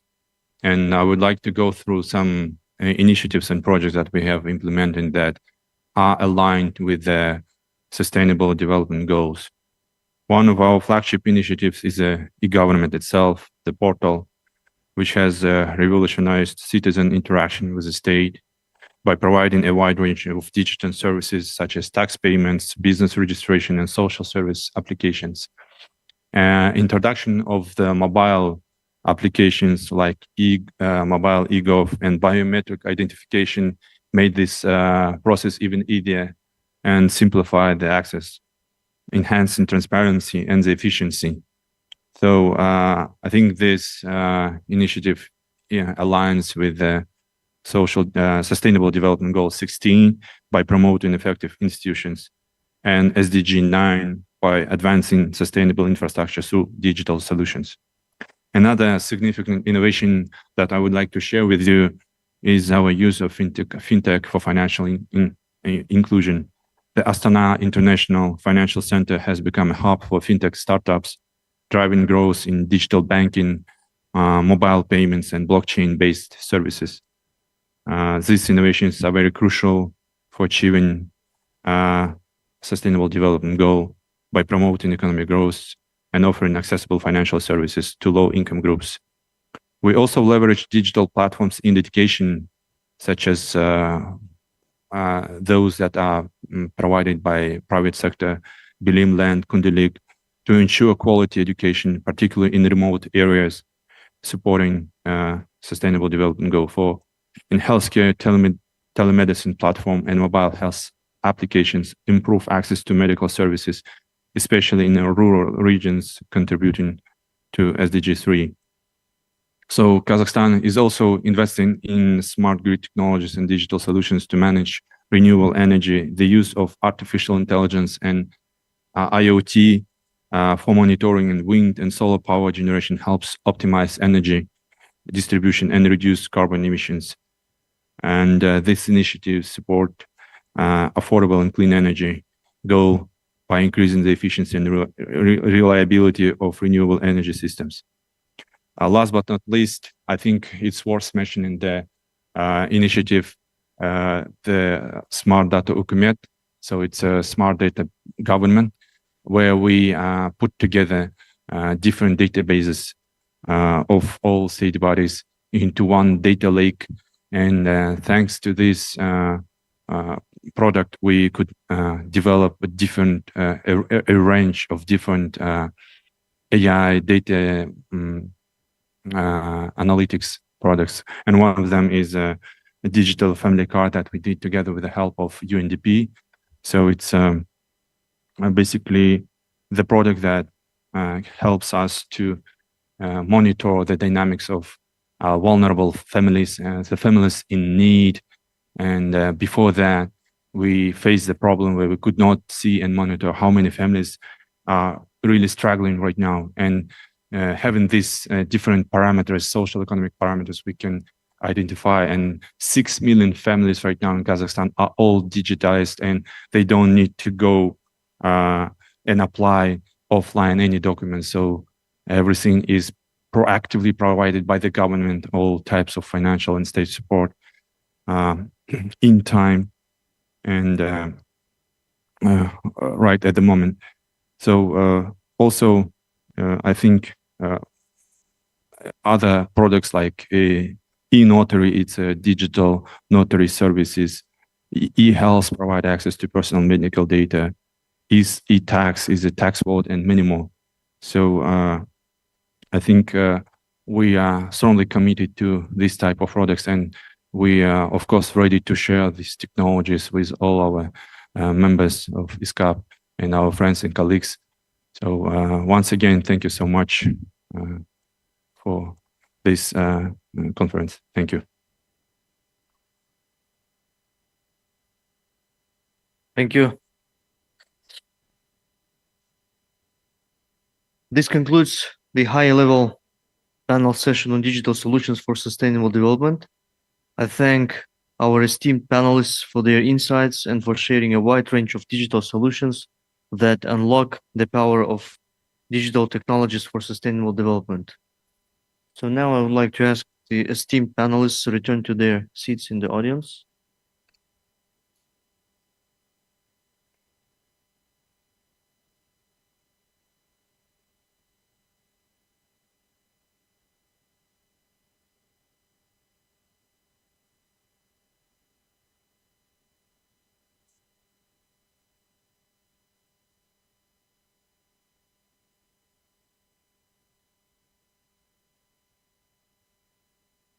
And now we shall move on to country statements. I would like to urge all delegations to adhere to the time limit of 5 minutes to ensure we can hear from all those participating.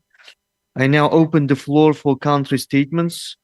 The first speaker is a distinguished delegate from Maldives, His Excellency Dr. Mohammed Kinata, Minister of State, Minister of Homeland Security and Technology.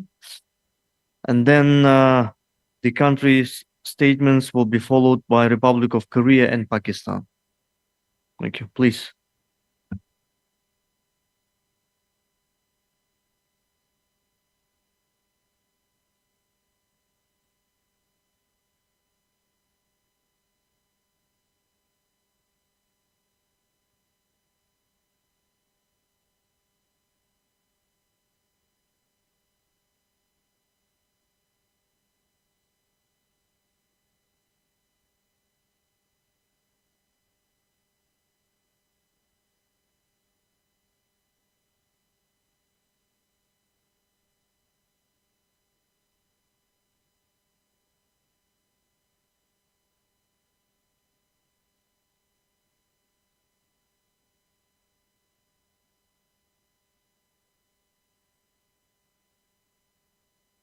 Thank you very much.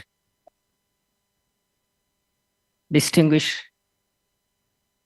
Excellencies, esteemed delegates, as we convene today, I stand before you on behalf of the Maldives, a nation characterized by its unique geography, dispersed in 1,192 islands. The distribution poses many challenges for equitable development and shared prosperity among our population of over 500,000. Nevertheless, guided by vision of inclusive and sustainable development, our newly elected administration has outlined key priorities to steer our nation towards a brighter future in technology. The President of the Maldives' foresight extends towards devising digital strategies aimed at not just short-term achievements, but long-term goals as well. The President's vision is not about technology development in the Maldives during his presidential term, but for the country to prosper long after. Our priority is the vision of Maldives that embraces innovation and sustainability. Our President has articulated a commitment to bring an economic revolution through capitalizing a distinctive geographical location in the Indian Ocean. Furthermore, pledged to prioritize innovative approaches to economic and infrastructural development, thereby propelling our nation forward in a modern new direction. The President has plans to initiate 20-year-long development plan to ensure continuity and foster regional development by developing urban centers across the nation. Distinguished Excellencies, the Maldives, as one of the most uniquely dispersed, geographical fragmented country, faced multifaceted challenges in achieving the SDGs. Only with 1% land, equitable development and shared prosperity across all islands present a formidable task. However, driven by a vision of inclusive and sustainable development, we have prioritized the SDGs and a guiding framework for our national policy. Furthermore, we recognize the critical role of physical and digital connectivity in accelerating progress towards the SDGs. The rapid transformation towards digitalization has facilitated online education, telemedicine, and e-payments, expanding access to essential services and driving socio-economic progress. In addressing health and education challenges, the Maldives has made significant strides in improving maternal child health outcome as well as reducing mortality rate. Women empowerment and gender equality are central to our efforts to achieve the SDGs. While progress has been made in increasing women representation in decision-making, challenges persist in bridging the gender gap in leadership positions and formal employment.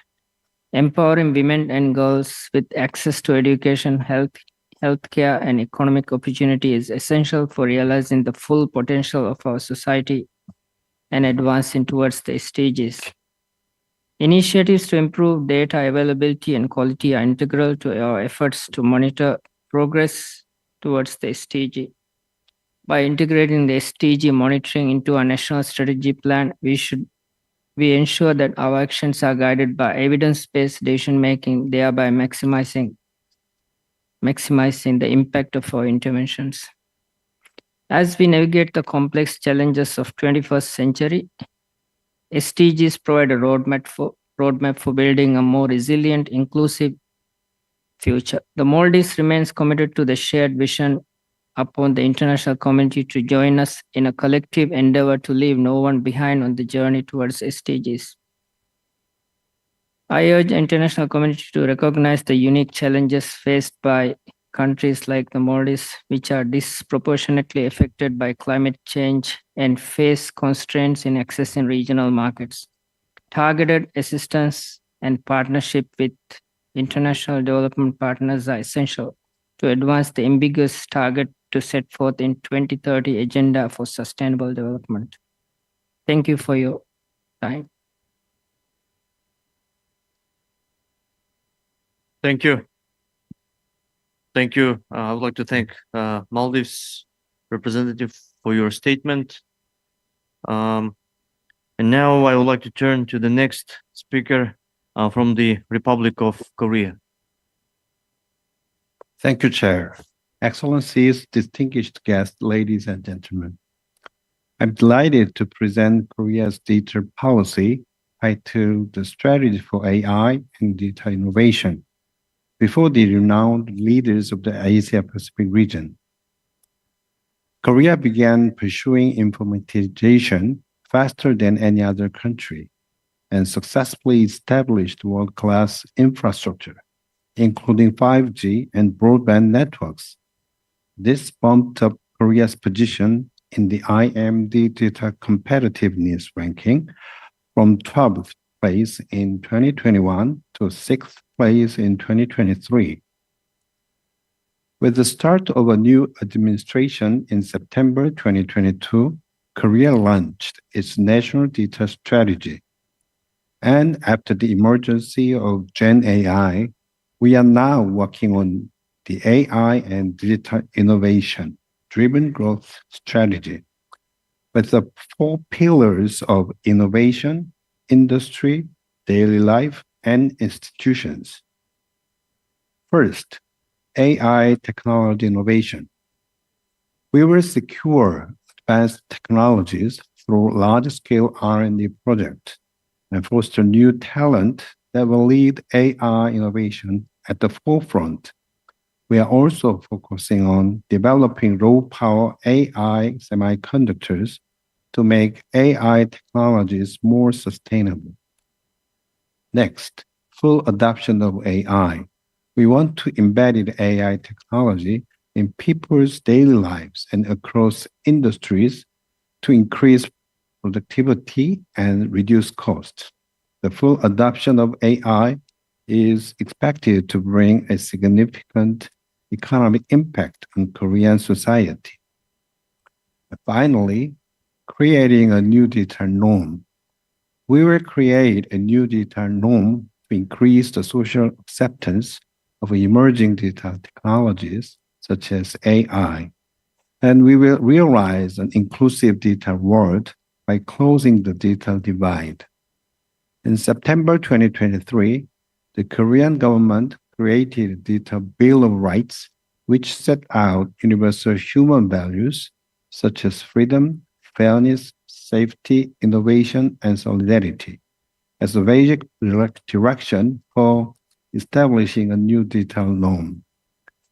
Based on the Digital Bill of Rights, we have identified 20 issues that need to be addressed with the whole of government approach and are carrying out public discussions around 8 main policy actions of high impact and urgency. From May 21 to May 22 this year, Korea hosted the AI Seoul Summit.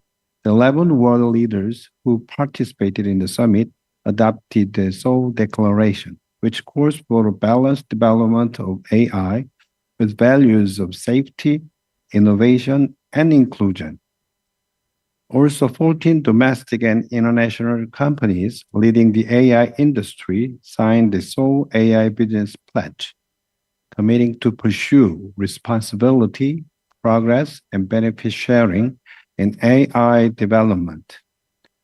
Through these efforts, Korea hopes to ensure that AI and data innovation is oriented toward universal human values, and that its benefits are shared by countries and citizens around the world, including the Asia-Pacific region. This month, a National Committee on Artificial Intelligence will be launched with the President as the chair. We hope to create best practices in AI and data innovation through this and share our achievements with the international community. We will work with the international community to contribute to realizing a data society of shared prosperity for all. Thank you. Thank you very much for your statement. And now we turn to Pakistan, then followed by Japan, Tajikistan, and Philippines.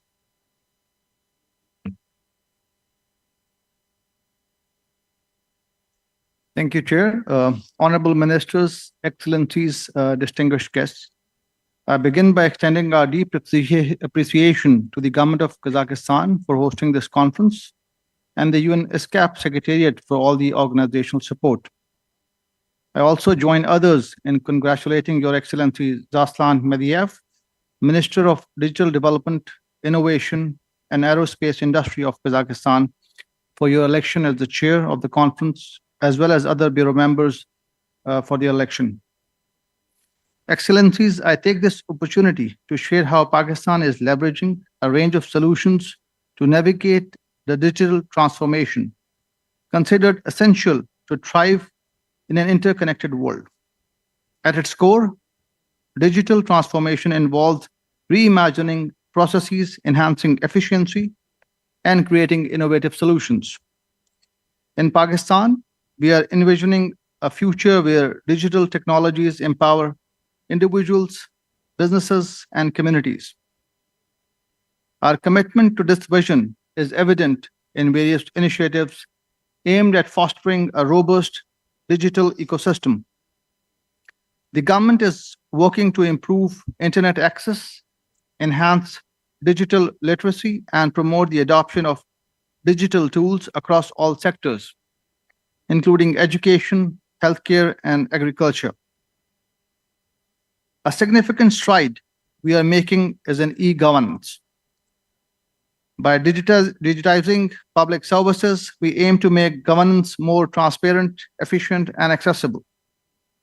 Through Digital Pakistan policy, we are streamlining processes and reducing bureaucratic hurdles, enhancing service delivery, and building trust with citizens.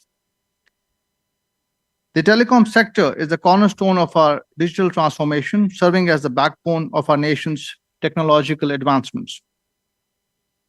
Our commitment is to empower the sector to drive digitalization across Pakistan, ensuring that technology benefits every citizen from urban centers to rural areas. With over 192 million mobile subscribers and 54.7% broadband penetration, the sector has significantly contributed to our economy, with $7.1 billion in investment over the past 5 years and an impressive 1.43 trillion Pakistani rupee contribution to the national exchequer.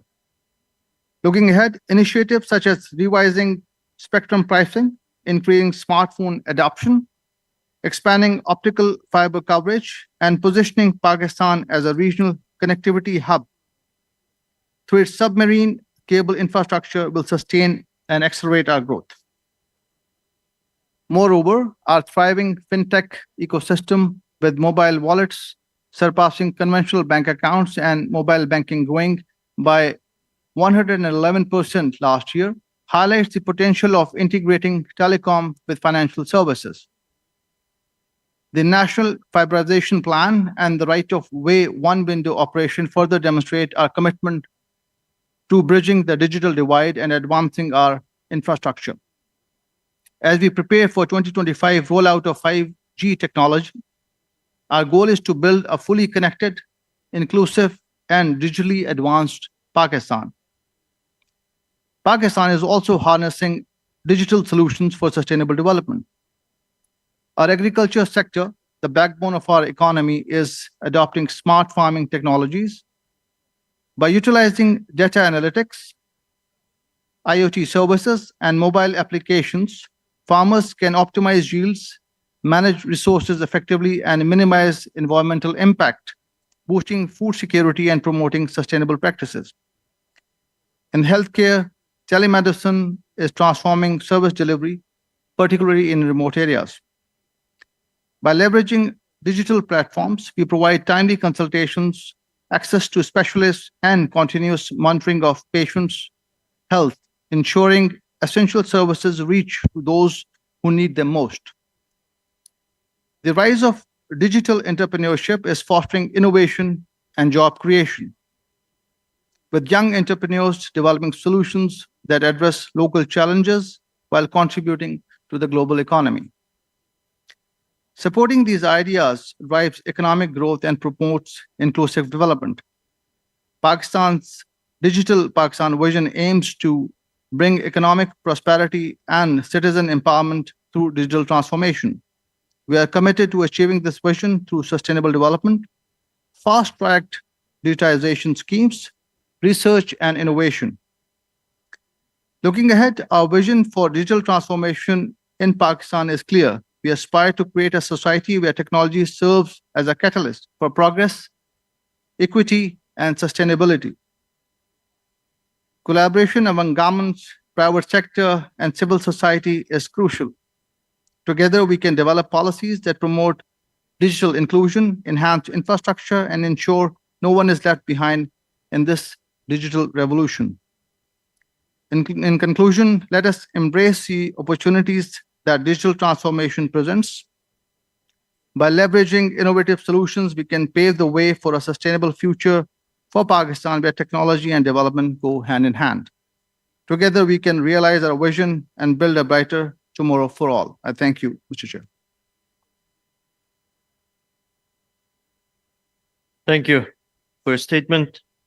There were some changes in the list of the countries to be presented, so given their absence, and the next is Tajikistan, followed by Bhutan. Please. Thank you.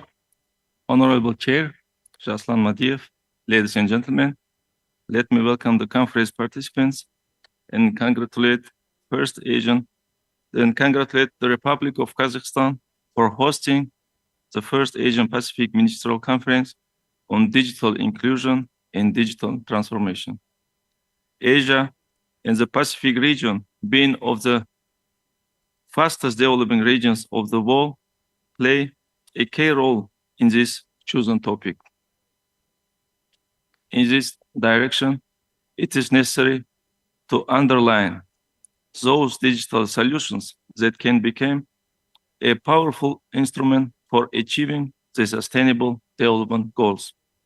The Republic of Tajikistan, along with other countries of the Asian Pacific region, participates in the global efforts to achieve the Sustainable Development Goals. Dear participants, Tajikistan modern new growth model highlights the need to focus on a productive and effective public sector and socio-economic sustainability. Therefore, within the framework of the activities of the Agency of Innovation and Digital Technologies under the President of Republic of Tajikistan, priorities have been identified which are aimed at achieving digital maturity and developing the economy based on innovations. At this stage, we have created a unified national digital platform that provides access to a wide range of public services. In other words, we have launched a system of interdepartmental information introduction. It is at the stage of smart bridge development. We are planning to use modern methods of personal identification based on Face ID and payment models for cashless payments. Today, the Republic of Tajikistan has a successful experience in the field of digitalization of the banking sector, including P2P transfers. The experience gained in the use of smart meters and energy management systems have shown their efficiency and economic effectiveness. Also, this month, the first IT park in Dushanbe will start functioning with further expansion to the regions. The being created IT park has a number of competitive advantages, including tax exemptions, except for taxes of social character. We give special attention to supporting innovative entrepreneurship. The country has created a network of business incubators and accelerators that help aspiring entrepreneurs to develop their business. The artificial intelligence development strategy is being implemented. We are creating the foundation for the formation and development of e-commerce, mainly the creation of marketplaces. At the same time, we realize that we are facing a number of important challenges for the solution of which we propose a better legal and regulatory framework, a detailed study of international practice and adaptation of its implementation in the condition of Tajikistan.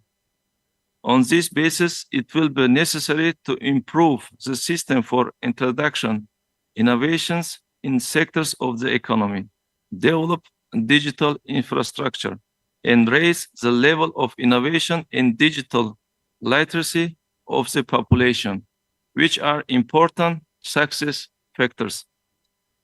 We recommend that within the framework of ESCAP activities, effective measures be developed to localize and adapt digital solutions to the cultural and social specificities of different countries and regions. Also, consideration of regional networking for cooperation in digital technology and innovation. Dear colleagues, I am confident that with joint efforts, we can turn our region into a locomotive of modern and effective ideas in the field of digitalization. In conclusion, I would like to note that we are ready to further develop our partnership and implement joint projects. I wish all participants of the conference constructive dialogue and effective interaction. Thank you for attention. Thank you, Your Excellency, for a statement. Now we turn to Bhutan. Thank you, Chair. Honorable Chair, Excellencies, distinguished delegates, ladies and gentlemen. It is a great pleasure and honor to address this esteemed gathering here in Asnak, Kazakhstan. On behalf of the Royal Government of Bhutan, I wish to express our sincere gratitude to the Government of Kazakhstan and ESCAP for hosting this crucial Asian-Pacific Ministerial Conference. In the 21st century, digital transformation is not just an option but a necessity. It is essential for maintaining competitive advantage, enhancing operational efficiency, and meeting evolving citizen expectations. It empowers individuals by providing them with the access to information, opportunities, and services that were once out of reach. At the heart of Bhutan's digital journey is our commitment to ensure that every citizen, regardless of where they live, can benefit from the advancement in technology. Over the past decade, Bhutan has made significant strides in improving our e-government development index ranking, rising from 150 to 115. This improvement is a testament to the country's ongoing effort to enhance its digital infrastructure, increasing internet connectivity and expanding access to online services, which all have contributed to this leap in ranking. However, we recognized that the full benefit of digital transformation are yet to be realized. To spearhead Bhutan's digital journey, the GovTech agency was established in December 2022. To drive digital transformation in Bhutan, 3 strategy priority areas have been identified: digital governance, digital economy, digital society. Digital governance. This pillar focuses on achieving intelligent governance by revolutionizing public service delivery, transforming government operations, and empowering data-driven decision-making. Digital economy. Leveraging digital technology to transform industry, strengthening the digital ecosystem, and boost the ICT sector's contribution to our GDP. We see significant opportunities in the digital economy, particularly in harnessing the power of artificial intelligence to drive innovation, improve services, and create new economic opportunity. However, this also brings challenges such as the growing demand for energy to power AI systems and data centers. Digital society. This pillar aims to empower citizens through digital solutions, promote volunteerism, facilitate swift delivery of justice, foster a knowledge-based society, enhance community safety, and provide economic opportunity, all to improve the overall quality of life. Central to our digital strategy is the National Digital Identity Initiative, built using a self-sovereign identity model based on decentralized IT technology, which plays a crucial role in our vision for inclusive digital society while maintaining privacy. The NDI provides every Bhutanese citizen with a secure, verifiable, and universal accessible digital identity. This initiative is designed to facilitate seamless access to public service, improve transparency, and empower individuals to participate fully in digital economy. By providing a reliable digital identity, we are laying the foundation for enhanced e-governance, financial inclusion, social services, including electronic commerce, ensuring that no one is left behind in our digital transformation journey. Since the formation of GovTech, one of our major initiatives have been the centralization of ICT infrastructure, services, and personnels, leading to increased efficiency, cost reduction, and improved user experience in government services.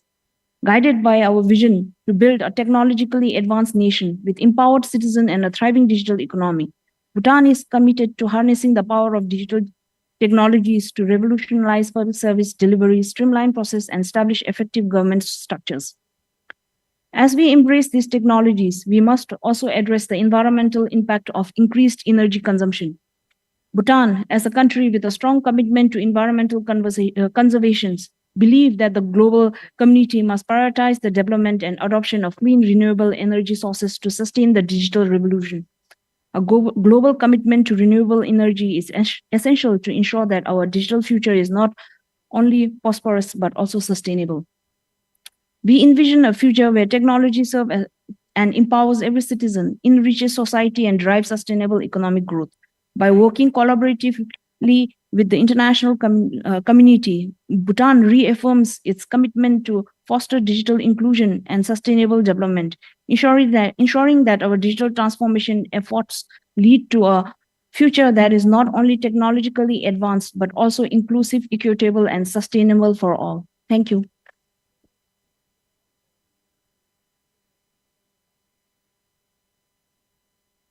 Thank you. Excellencies, distinguished delegates, we have completed all the country statements for this agenda. We shall now move on to the agenda item 4.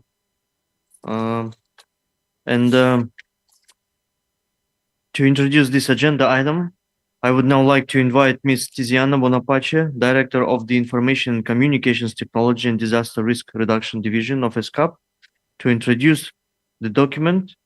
Then we will proceed with the high-level panel discussion followed by the country statements. Please.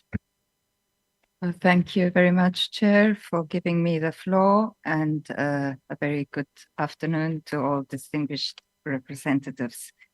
It's my pleasure to introduce document ESCAP/MCDIT/4 entitled Progress Made in Strengthening Regional Digital Cooperation in Asia and the Pacific. In ESCAP Resolution 80/1, the Commission encouraged all its members and associate members to strengthen regional and multi-stakeholder cooperation and to work together closely for the promotion of research and development in digital technologies and the fostering of human development, as well as a culture of innovation and entrepreneurship, all with a view to expediting implementation of 2030 in accordance with national laws and priorities. So within this overall resolution, this document presents the progress made in regional digital cooperation through the implementation of global and regional initiatives.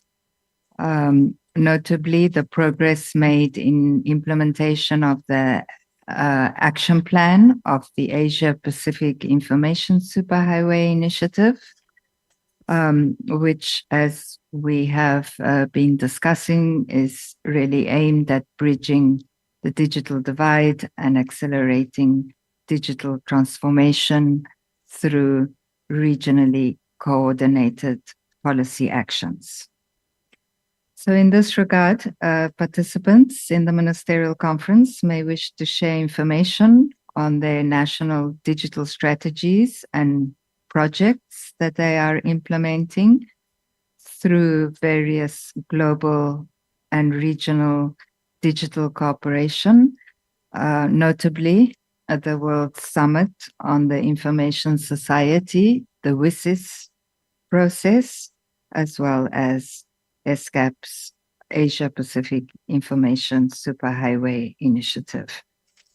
The overall aim is to ensure cohesive and harmonized approaches to creating an inclusive digital future for all in support of the Sustainable Development Agenda 2030.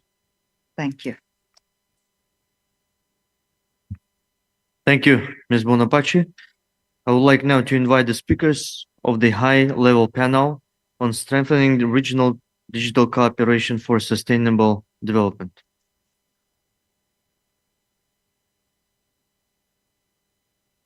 So on the panel, we're going to have Samoa, Tuvalu, Maldives, Tajikistan, and Eurasian Development Bank.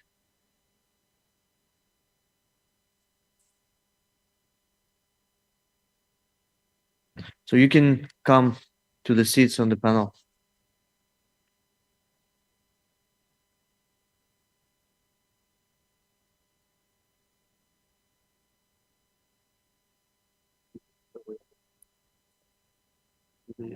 Are they away?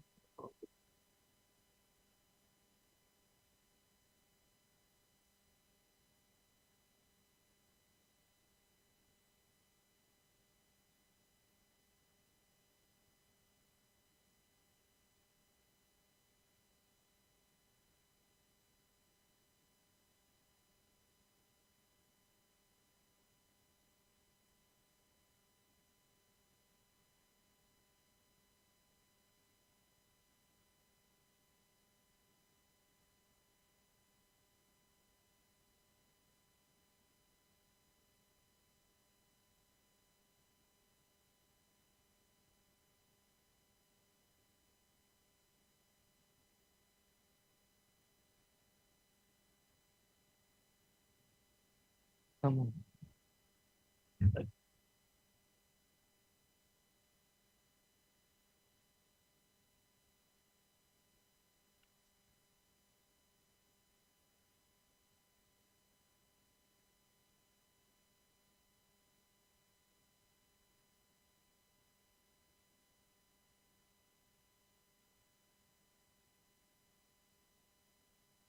like to give a word to Tajikistan for their presentation.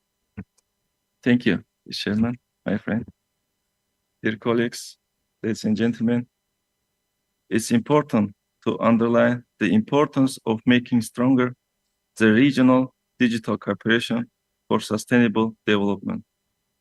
Interregional cooperation promoted by ESCAP can contribute for resolving many issues of digital inclusion and digital transformation. In this regard, I would like to note the importance of promoting cooperation through projects, programs, and related activities. Tajikistan, with the ESCAP Secretariat, supports the Asian Pacific Information Superhighway Initiative and Action Plan for 2022-2026 and leads the UN program for the economies of Central Asia. In November in this year, we will host the SPECA Governing Council and Economic Forum in Dushanbe. As part of the cooperation, we would suggest the ESCAP take a coordinating role in supporting e-government development in our region. Dear colleagues, we are implementing digital transformation in the Republic of Tajikistan within the framework of the adopted concept and state programs. At the same time, special aid is paid to the contribution of digital innovations and technologies to sustainable development, including within the framework of the SPECA working group. To further improvement of regional digital cooperation for sustainable development, I would like to propose the following initiatives. First, accelerate the development and increase investment in infrastructure to expand the internet network in the countries and in border areas, in particular, invest in fiber optics. Second, pay attention to innovative approach in developing cooperation through networking of public digital platforms that can contribute to the capacity and competitiveness of small and medium-sized enterprises and the digital economy.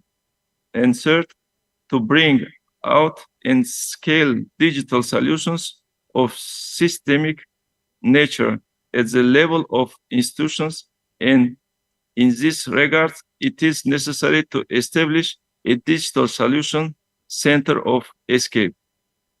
I am confident that the proposed initiatives have particular support and their implementation contributes to digital transformation. Once again, thank you for attention. Your Excellency, thank you very much for your presentation. And now we turn to the presentation of Tuvalu. Please.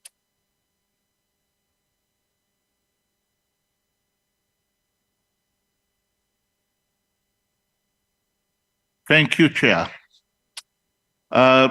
Just to provide response to the actual questions for under discussion, let me put my intervention into context. Tuvalu is a small island nation encompassing just 26 square kilometers and home to a population of about 12,000 people. Our country consists of 9 flat, low-lying coral atolls scattered over a vast expanse of Pacific Ocean.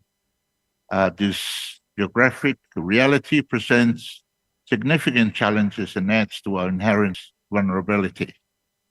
Now, to turn to the specific question about Tuvalu's digital transformation vision. In today's interconnected world, no country wishes to be left behind, and Tuvalu is no exception.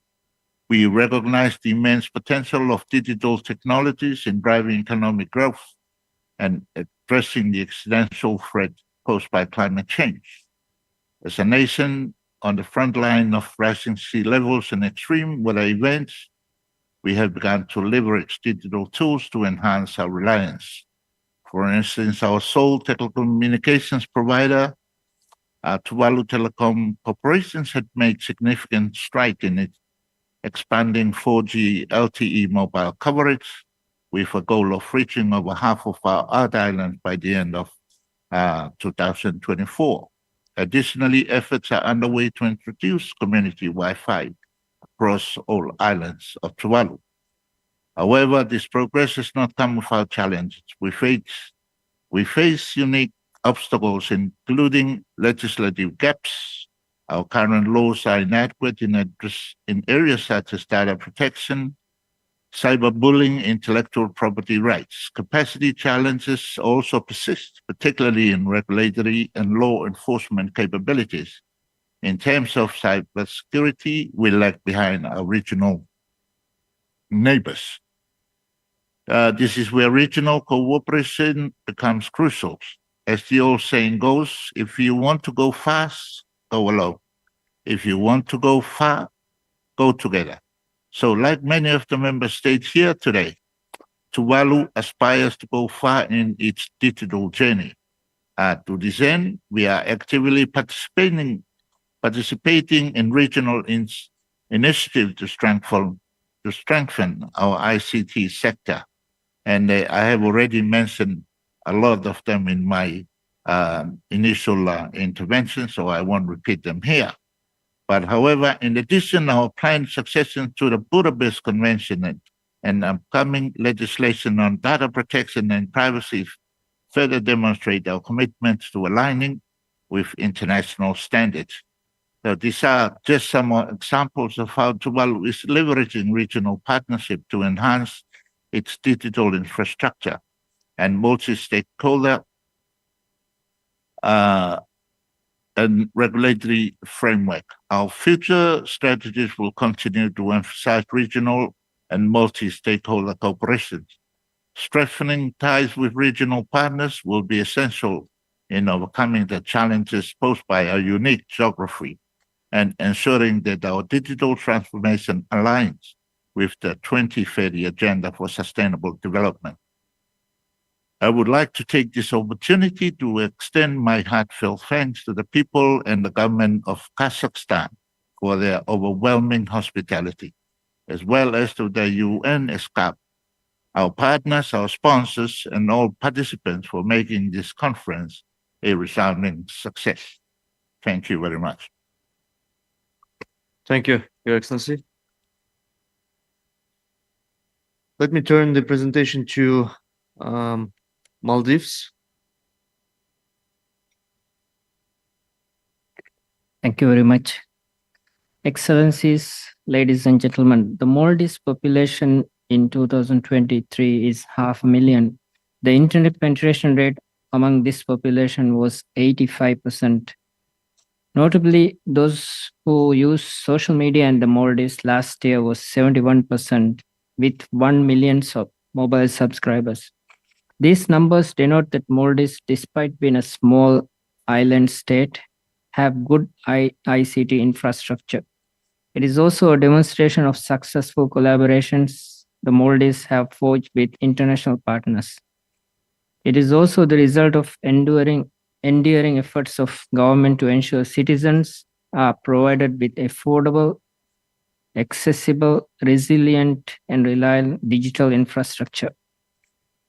Excellencies, the Maldives has always embodied the vision to emerge as a leader in digital transformation among cities, launching initiatives like the Smart Maldives. Our commitment to digital governance and smart services as a model for how digital transformation can enhance governance and improve quality of life. We are We promote e-governance and digital society where 80% of public services are to be available online.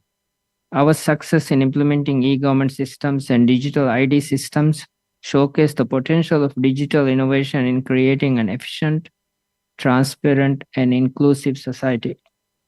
The Maldives is committed to embrace digital transformation to enhance the quality of life to our citizens and drive our national development goals. The national digital identity has transformed the digital landscape of the Maldives. Its comprehensive national digital identification system. We have started the project to enable standardization of government websites. I would also like to take this opportunity to share some new initiatives of the Smart Maldives project. The components of the project are focused on smart economy, smart governance, and smart society. Firstly, I would like to touch upon being undertaken the foster of digital economy. Activities have been carried out to promote a robust digital economy in the Maldives. Secondly, I wish to share the progress we have made in developing comprehensive AI strategy and national cybersecurity framework. We have drafted the first draft, and national cybersecurity framework and AI strategy will be published in the next month.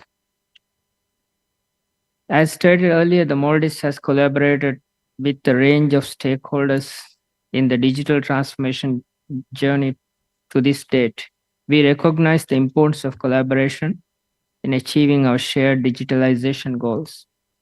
We remain committed to forging partnership with other states, international organizations, and private sector to share knowledge, resource, and best practices in the field of digitalization. Thank you very much. Thank you. Now let me close the panel session, and I would like to ask the panelists to return to their country seats. Thank you.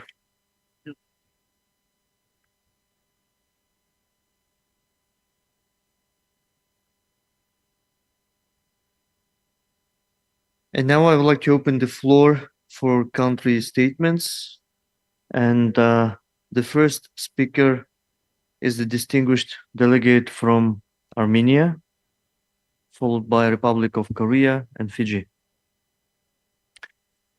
Thank you very much, Your Excellency, Minister, and Excellencies, dear colleagues. Let me begin to thank the host country, the government of the Kazakhstan, the Ministry of Digital Development, Innovation, and Aerospace Industry for the warm welcome and well-organized ministerial conference. I am confident that today's meeting will provide an effective platform to assess the current state and explore future avenues of cooperation among the member states of the Economic and Social Commission for Asia and Pacific, and to building inclusive and sustainable digital future. UN ESCAP plays an important role in advancing regional cooperation, also in the area of the digital cooperation across the Asia-Pacific region, particularly by strengthening communication, collaboration, and the capacities of member states. In this rapidly evolving digital era, our region stands at the crossroads, where the choices we make today will shape the future of millions across Asia and the Pacific in the future. As we move forward, it is clear that digital cooperation is not just an option, it is an imperative. The transformative power of digital technologies has the potential to accelerate sustainable development in ways we could only imagine a few decades ago. From fostering economic growth and creating jobs to enhancing social inclusion and improving environmental sustainability, digital cooperation can be the driving force behind our shared goals. However, realizing this potential requires concerted efforts and collaboration. No single nation can achieve this. Only with uniting efforts we can make it happen to reach the ambition goals in reaching the targets. Regional digital cooperation allows us to pool our resources, share knowledge, and create synergies that amplifies our individual strengths. By working together, we can ensure that the benefits of the digital transformation are broadly shared and that no one left behind. Distinguished participants, I will try to be on time. In the Republic of Armenia, we have seen through direct experience the positive impact of the digital collaboration. Our partnership with the neighboring countries and regional organizations have enabled us to advance in the key areas such as cybersecurity, digital governance, and e-commerce. These collaborations have not only strengthened our own digital infrastructure, but have also contributed to the broader regional stability and prosperity. One of the most significant challenges we face in this digital divide, both within and between our countries, is unequal access to the digital technologies and services that can bring the better benefits in the region. Addressing this divide requires targeted investment in digital infrastructure, particularly in underserved and rural areas. It also demands a focus on digital literacy and skills development to ensure that all citizens can participate in the digital economy. Another critical area for cooperation in the development of the robust and the secure digital environment, which we need to target and we bring the efforts together to come to the results. As we become increasingly interconnected, the risk of cyber threats grow. By working together, we can strengthen our collectively cybersecurity measures, protect our critical infrastructure, and build trust in the digital platforms. The trust in the digital solutions are crucial here. This is essential for the fostering a safe and secure digital space that supports sustainable development. Furthermore, digital cooperation can play a vital role in addressing some of the most pressing environmental challenges of our time. By leveraging digital technologies, we can enhance our ability to monitor and respond to environmental changes, optimize resources use, and reduce our carbon footprint. Collaborative efforts in areas such as the smart cities, digital agriculture, AI, and renewable energy can drive innovation and create a more sustainable future for our region. In conclusion, strengthening regional digital cooperation is not just about technological advancement. It is about building a future where economic growth, social equality, and environmental sustainability go hand in hand. Together, we can harness the power of digital technologies to advance innovation, maintain an open internet, and foster a high-tech economy in order to accelerate the achievement of our shared development goals. Thank you.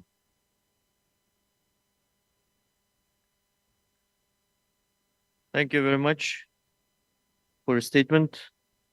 Now we turn to Republic of Korea. Thank you, Chair. Excellencies, distinguished guests, ladies and gentlemen. As highlighted in our discussion, strengthening digital cooperation at the Asia-Pacific level has significant potential to rapidly achieve the 2030 SDG and make a positive impact. Regional cooperation can enhance the linkage between digital innovation and sustainable development and facilitate the spread of digital innovation across the Asia-Pacific region. As a dedicated member of ESCAP, the Republic of Korea has been working to address the region's digital divide, improve digital infrastructure, and enhance regional cooperation for digital capacity building. Korea has been actively supporting the Asia-Pacific Information Superhighway APIS initiative since its inception in 2012, working to improve ICT connectivity and capacity in the region. As part of this effort, Korea's Ministry of Science and ICT, in collaboration with ESCAP, hosted the Asia-Pacific Digital Ministerial Conference in October 2012 on the theme of shaping our common future to discuss strengthening digital cooperation in the Asia-Pacific region. Moreover, to contribute to the sustainable economic development of ESCAP members in the age of worldwide digital transformation, Korea established the Asian and Pacific Training Center for Information and Communication Technology for Development, APCICT, in Songdo in 2006. APCICT has been continuously providing material and human resource support to enhance ICT capacity of government officials, policymakers, and government agencies in developing countries. Korea, to fulfill its responsibility as a global pivotal state, has doubled its ODA budget from $2.4 billion of 2019 to $4.7 billion this year. One notable example of our ODA efforts is the Korea ASEAN Digital Innovation Flagship Project, which has been successfully implemented this year. With a total investment of $30 million for 5 years, the project will establish AI and infrastructure in ASEAN countries and support workforce development and AI adoption. I look forward to this project boosting digital cooperation in the Asia-Pacific region. I ask for your interest and active participation. Moving forward, Korea aims to continue its collaboration with ESCAP to achieve the SDGs and contribute to the shared prosperity of the Asia-Pacific region. Thank you. Thank you very much. And now we turn to Fiji.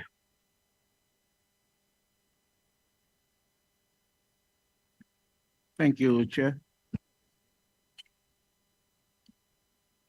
Chair, with all protocols observed, thank you for the opportunity to share perspectives on this item, and in doing so, let me thank the honorable ministers from our smaller and developing states from the Pacific sub-region for sharing with us a common message, highlighting the existing gaps that we are currently facing, namely the governance gaps in policy and legislation, capacity and capability gaps, finance and infrastructure, and the partnership gaps. We therefore agree with the Honorable Prime Minister of Kazakhstan in his opening statement this morning, where he stated that we cannot do it alone. We need you all. Partnership and cooperation are vitally important in this endeavor. Otherwise, we will remain left behind in our quest to attain the 2030 SDGs.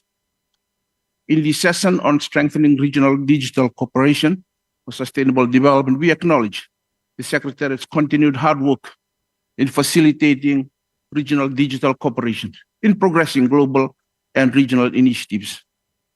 We also commend the progress undertaken thus far towards the implementation of the action plan for implementing the Asia-Pacific Information Superhighway Initiative 2022 to 2026, aimed at strengthening digital cooperation for sustainable development. Recognizing the transformative power of digitalization and technology, governments in the sub-region have committed to further developing digital infrastructure and to enhancing regional digital policy cooperation and capacity building, as outlined in the conclusions and recommendations reached by the United Nations Special Program for the Economies of Central Asia at its 2023 Economic Forum held in Baku on 21st and 22nd November. In this regard, we appreciate the efforts of member countries in progressing regional digital policy cooperation. The government of Kazakhstan aptly exemplifies this in hosting this Ministerial Conference on Digital Inclusion and Transformation.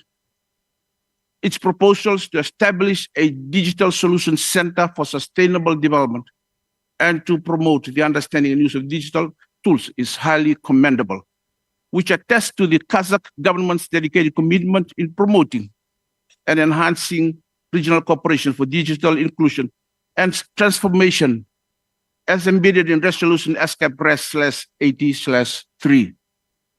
The region deserves a robust platform for digital transformation to leverage our collective efforts and unleash massive opportunities for our mutual shared benefits.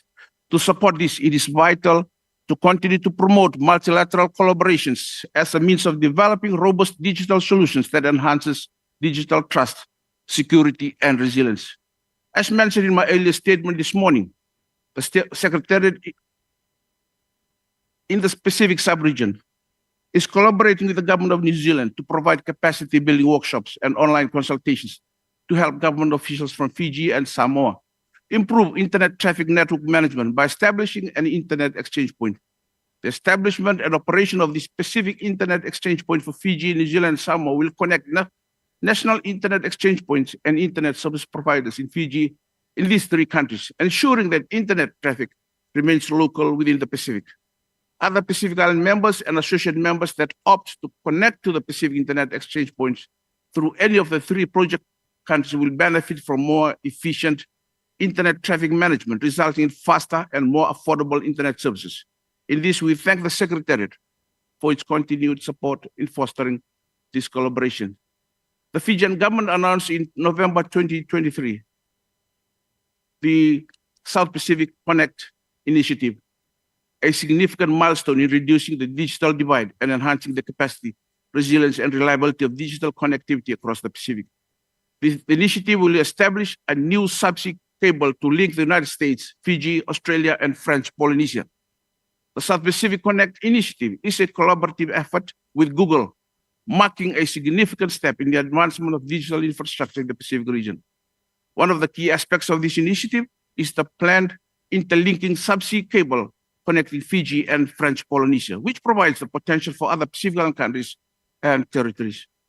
This substantial investment in Fiji and the broader South Pacific Connect initiative is set to revolutionize digital connectivity in the region, providing a robust and reliable network, vital backup, expanded capacity, and minimizing delays for users in Fiji. This initiative stands as one of the first projects of its kind in the Pacific, addressing the region's vulnerability to natural disasters while enhancing internet capacity, reliability, and resilience. Thank you very much. Thank you very much for your kind words and statement.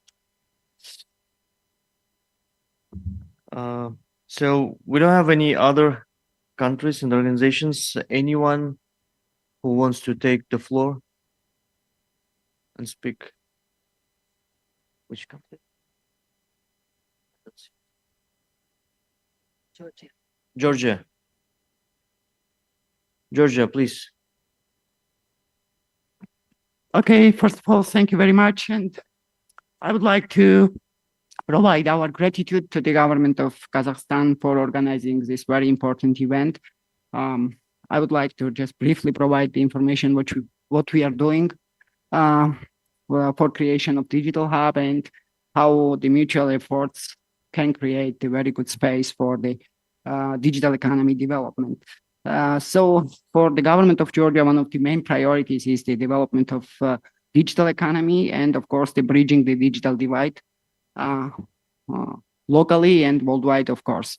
And Georgia can play a crucial role on this. We adopted the infrastructure sharing. We are supporting the private operators to develop their networks and services. And in 2023, we adopted the infrastructure sharing law, which aims to support the private sector, the telecom operators to use the telecom-ready infrastructure and develop their networks and services. We are supporting them for the simplification of the permissions. And at the same time, the creation of digital hub is one of the main issues for us, which includes, on one hand, the submarine fiber optic connectivity through the Black Sea, and on the other hand, the creation of the regional data centers in Georgia, on which we are working together with the World Bank by the support of the European Commission under the EU4 Digital project.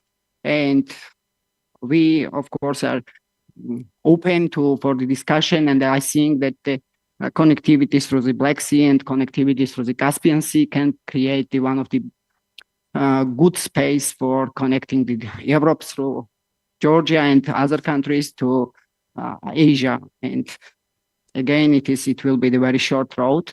So we are open to discuss with the partners, and after finalization of the research, we will start the practical steps for its implementation. So this event also aims on the digital hub, on the development of the digital inclusion and digital connections. So thank you very much again for organizing this very important issue. Thank you.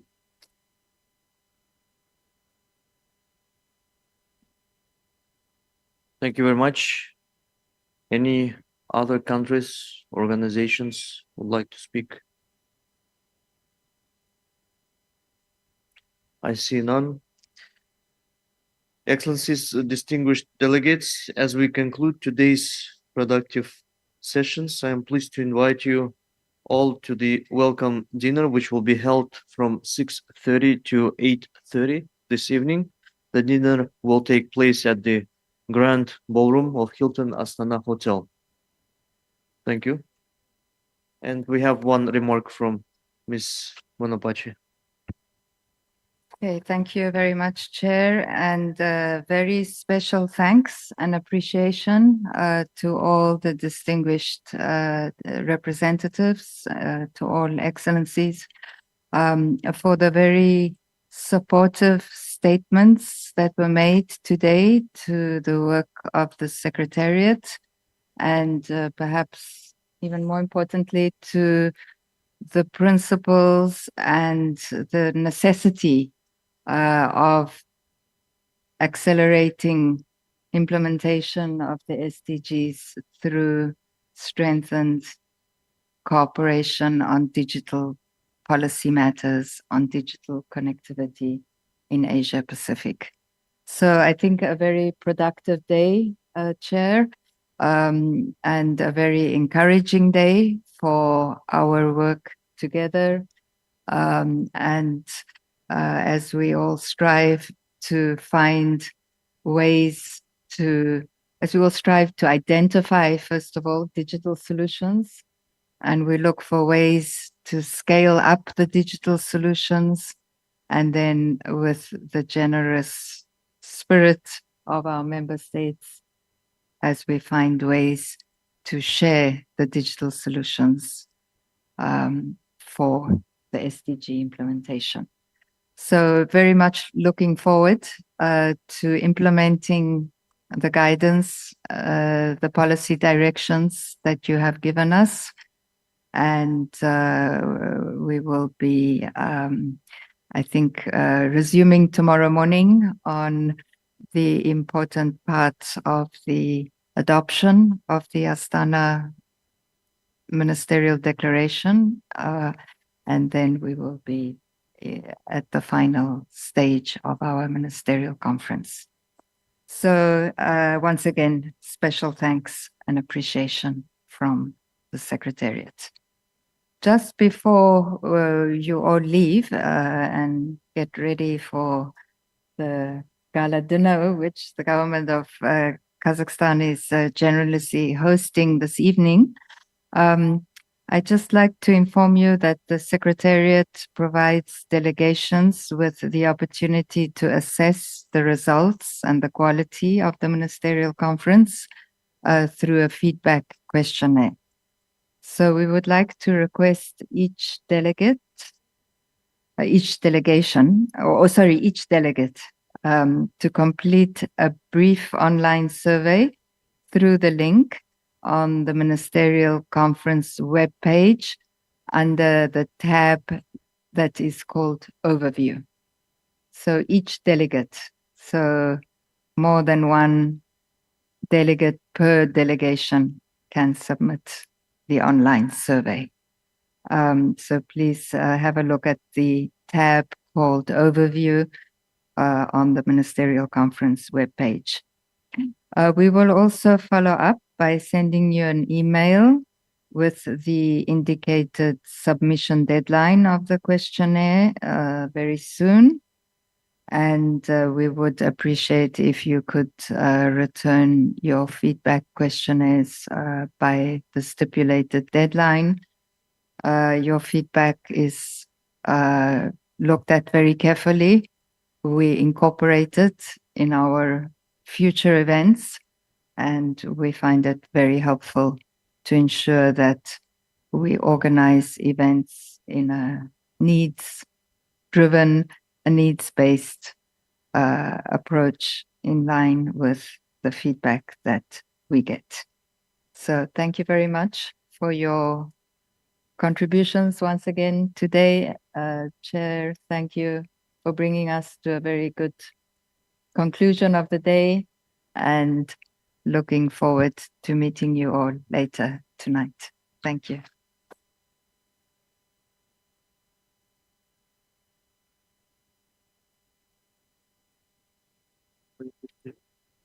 Sorry. Sure, you leave everything.